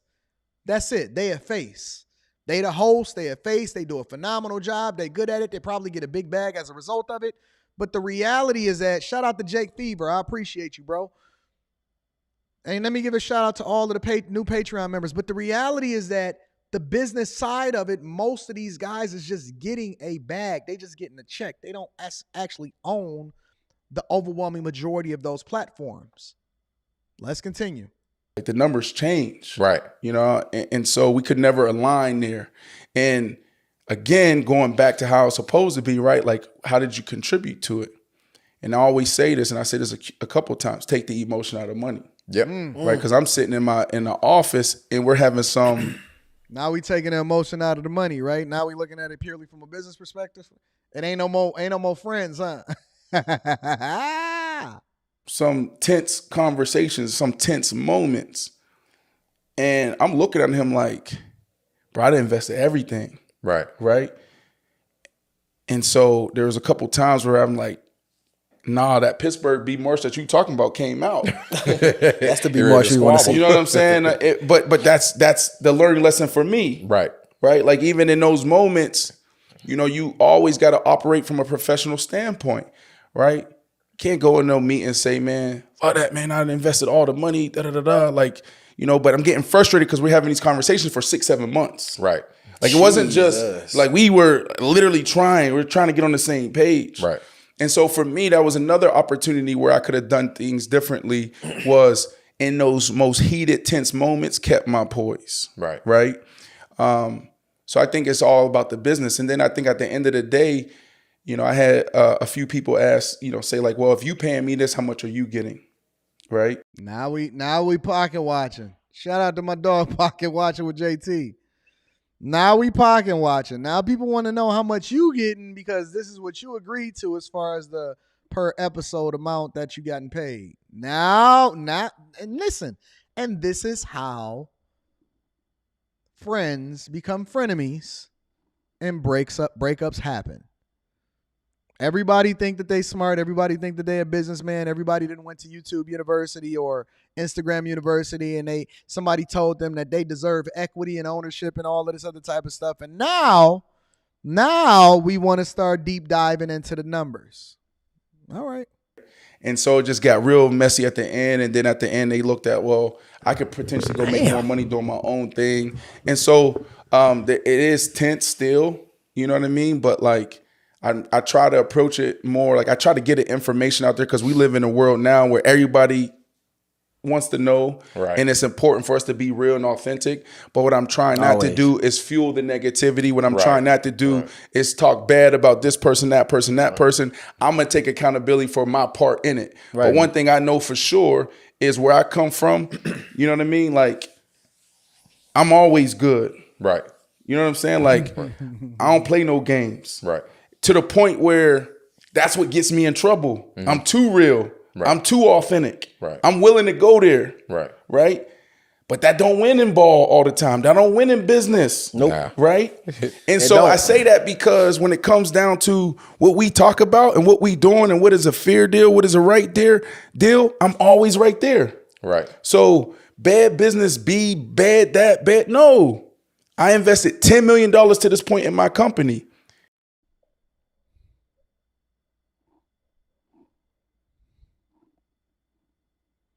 He all in, right? I invested $10 million up to this point in my company. It's a lot of money, y'all. It's a lot of money. It's a lot of money.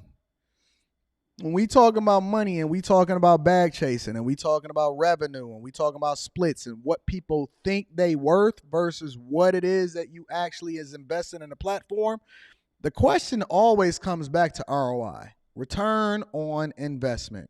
How are you adding value into this thing? Are you more valuable without me or are you more valuable with me? Right? Let's use real numbers for a second, or dummy numbers, but use a real life scenario, okay? Let's just go ahead and rewrite this.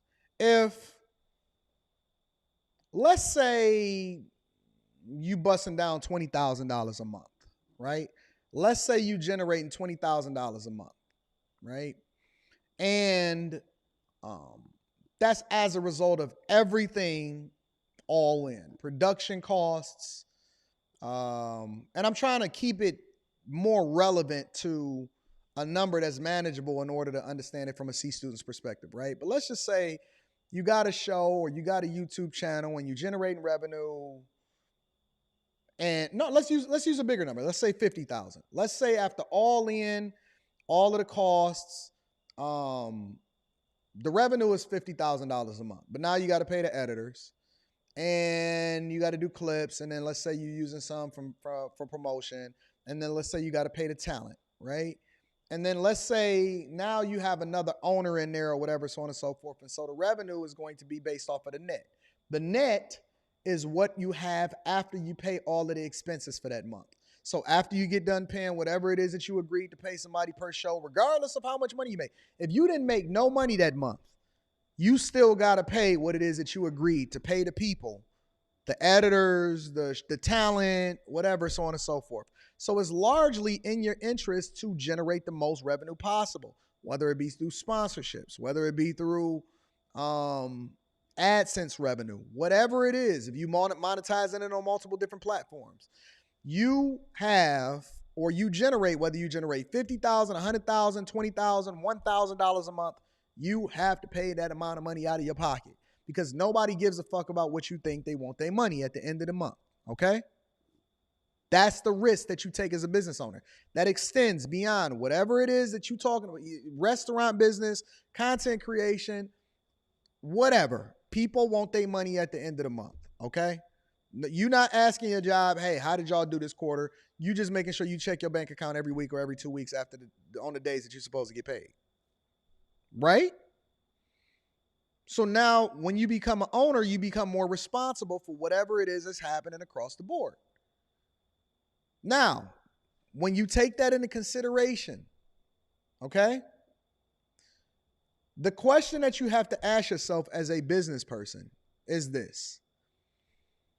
When you start evaluating the talent that's around you, you have to ask yourself this. Are we more valuable with you, or are we more valuable without you?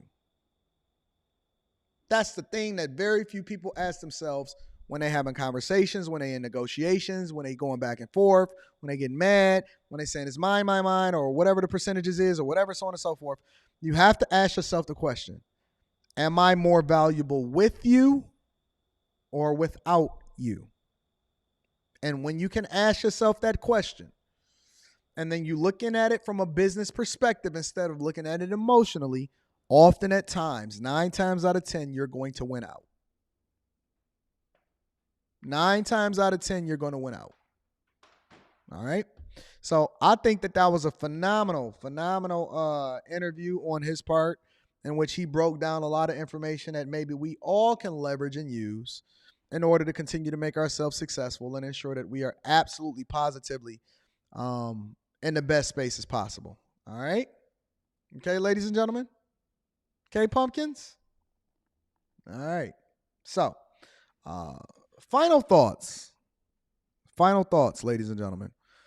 The biggest thing that you all have to remember and lean into is A, nobody owes you anything.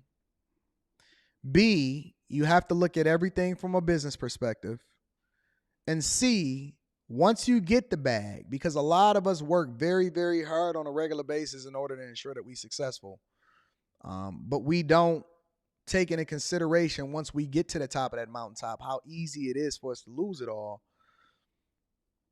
You never, ever, ever give any self-inflicted wounds or put yourself in a position to be able to fumble a bag as a result of something that you did, or just losing the bag after you get to it's hard enough getting to the top of the mountain. I'm going to be honest with you. Anybody that understands content creation, anybody that has ever went into YouTube, anybody that has ever built a business from scratch, anybody that has ever, graduated with their master's degrees, has went into the top of corporate America and all of this other type of stuff, we see it happen time and time again. And Ja Morant is the perfect example that we're going to use today. Every single day, we watch him. We see it happen when you don't know it's coming, like the Jonathan Majors. We see it happen when they know it's coming and they know that they can put themselves in a bad position and they still doing dumb shit, like the Ja Morants, right? We see guys catch L's every single day. And it's so easy looking at it from the outside, because you're saying all you got to do is dribble a basketball, right? All you got to do is cut on your camera and cook. But you don't understand the work that these dudes put in on a daily basis in order to get to the top of the food chain. Listen, the NBA is the top of the food chain. There is no greater top of the food chain when it comes to being a baller. For a lot of people that look at content creation, they try to do shortcuts. They try to hurry up and get a whole lot. You know what's so funny? I remember when I first started YouTube, a lot of people used to want to do subscriber. You subscribe to me, I subscribe to you. But then they wouldn't even really understand. They don't even really understand that that person is not even genuinely interested in your content. And so just because you got them as a subscriber don't necessarily mean that you're then going to have the engagement, because they don't really fuck with you like that, right? And so everybody is trying to cheat. Everybody is trying to skip steps. Everybody is trying to get there faster. I remember they used to laugh at me. They used to say, "Oh man, such and such outgrew you. They got bigger than you and all of this other type of stuff." No, they didn't. No, they didn't. Because the numbers, the money, it tells a different story, right? They may have outgrew me on subscribers, but did they really outgrow me when it comes to the people that really rock with me? Did they outgrow me when it comes to the people that's really rocking with me and getting the information and mining out all of the content when it comes to Patreon? How come I got practically one of the biggest Patreons of anybody? How come the people, my core audience still adores me? And remember, it's levels to this, right? It's levels. So when you're saying it's levels, obviously you're not talking about a PewDiePie or a Mr. Beast or some dumb junk like that, right? But what I'm saying is that the core of what it is that you building has to have a strong foundation. I'd rather be Tech9 than be Nelly. I'd rather be Currency than any of one of these other major label people. I'd rather be Currency. I'd rather build my stuff one person at a time. When I first started in this YouTube game, I would build it one person at a time with people in real life. I would go outside and I would record my content, and then people would say, hey man, what are you doing, or whatever, so on and so forth. And I would be like, oh, I'm recording content. And then we'd have a conversation and I'd add as much value into their life as possible. One person at a time. I would put the same way that I'm sitting here having a conversation with you is the same way that I would be having a conversation with people in real life in the beginning of my journey. And so every single person that was rocking with me, was genuinely rocking with me. It's people today. They'll tell you, yo, man, I found you on one of your motorcycle videos. Or, yo, man, I found you on your gambling video. Or, yo, man, I found you through Kevin Samuels. Or this and that, and so on and so forth. I don't want to be you. I want to be the individual greatness of me. And so a lot of people are not spending their time mining out what it takes in order to be successful. And so when I went through and I said, listen, and this is the honest to God truth. I'm going to read Super Chat shortly. I said, yo, Rita, I'm going to do this for at least 10 years. And she was like, 10? I said, yeah, I'm going to do this for at least 10 years. I said, I ain't got shit else to do but work. Work on corporate, work on business, work on content. Work on corporate, work on business, work on content. I ain't got nothing else to do. What else is there to do? In 10 years, these same motherfuckers that's trying to go and see the first Marvel movie is still going to be doing the same thing going to see Guardians of the Galaxy 3. Now, obviously, I didn't know Guardians of the Galaxy was even going to be that, right? Or that was going to be a Guardians of the Galaxy. But they going to still be there. The same people that's in the hood is still going to be in the hood. 10 years is going to go by like a blip. And I'm going to be up here. And everybody, now the 10 years ain't even up yet, right? The 10 years is not even going to be up yet. But I said, I want to build this thing one person, one good video, consistency, dedication, looking at everything from a business perspective. I'm not going to take no shortcuts. I'm not going to do none of that. I'm not going to try to hurry up and do it faster than all this other type of stuff. I'm going to do it quality, add value into people's lives, and figure it out as I go. You're right, Brandon Gate. Kevin Samuels blew up at 53. I'm not in a rush. But I am dedicated to continuing to do the things that's going to add value into people's lives, because people don't forget that shit. They come, they go, and then they come back. I get emails every single day. Oh, man, yo, bro, I used to rock with you, and I thought I knew a better way, and then I went off and I fucked up for the last 2 years, but I'm back. Do we not, Rita? Listen. Inside of the email? Let me see if I can find one. I'm gonna see if I can find. I ain't gonna say the name though. Hold on. Give me a date. Huh? All right, so here's one. Hey Anton, how do I set up a coaching call? I was a part of the seat at the table 2 years ago and fell off. That's a fact, though. And for the person that wrote that, I'm not holding you accountable. I'm not saying anything negative. Make sure you jump back into Patreon. Link is in the description as well as pinned to the top of the chat. But sometimes people got to fall off and then they get replaced by somebody that took their spot. And then they come back and they be like, listen, I'm back.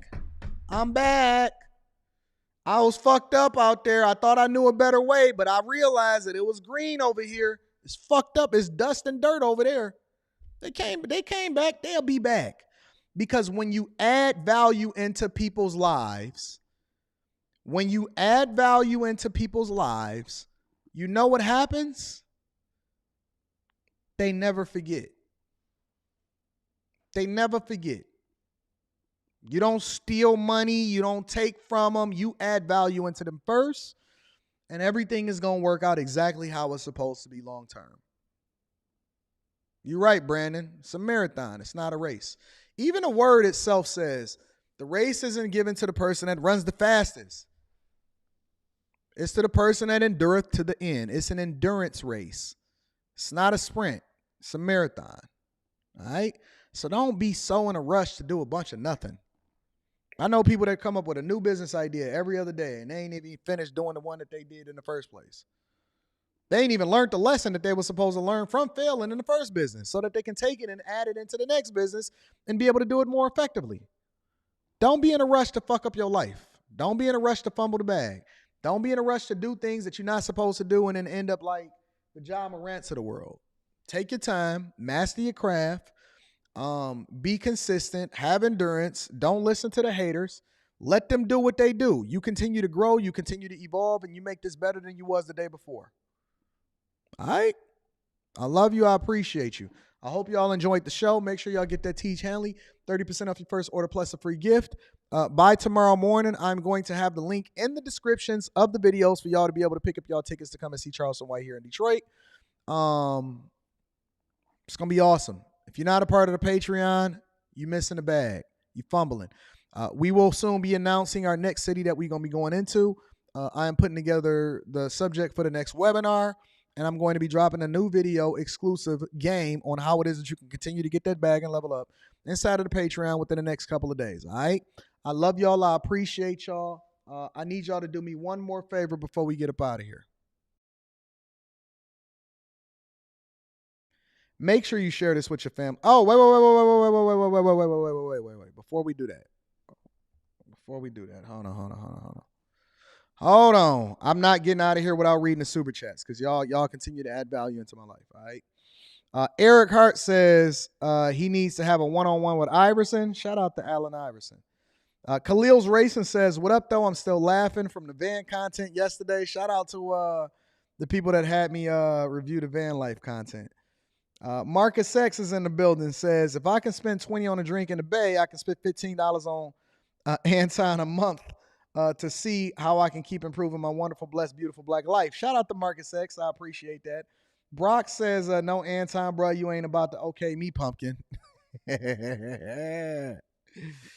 Wyatt says, peace, bro. Peace, Wyatt, and thank you. Shout out to my dog, the kosher clinician, says, keep rocking, champ. I appreciate you, bro. I appreciate you. Thank you, my friend. I reached out to Jay Morrison, and he said that he would rock out. He said he wanted to come on the show. So I don't know if Jay Morrison want to come on a live stream or if he want to shoot it in person. I don't know. So I'm in talks with Jay Morrison because I reached out to him and he said he was down. He said he was down for that conversation. So we're going to see what happens. So I'm going to keep y'all in touch. That show should be coming up soon. I plan on doing it right here on the Millionaire Morning Show. And tell your friends and family because I put on the best morning show on the face of the earth, and it's only going to get better from here on out, all right? I love y'all. I appreciate y'all. I need y'all to do me one more favor before we get up out of here. Make sure you share this with your family and friends. We don't want to be successful by ourselves. I love you. I appreciate you. You guys are absolutely the best audience ever on the face of this earth. Absolutely phenomenal. I'm going to holler at y'all later. Peace.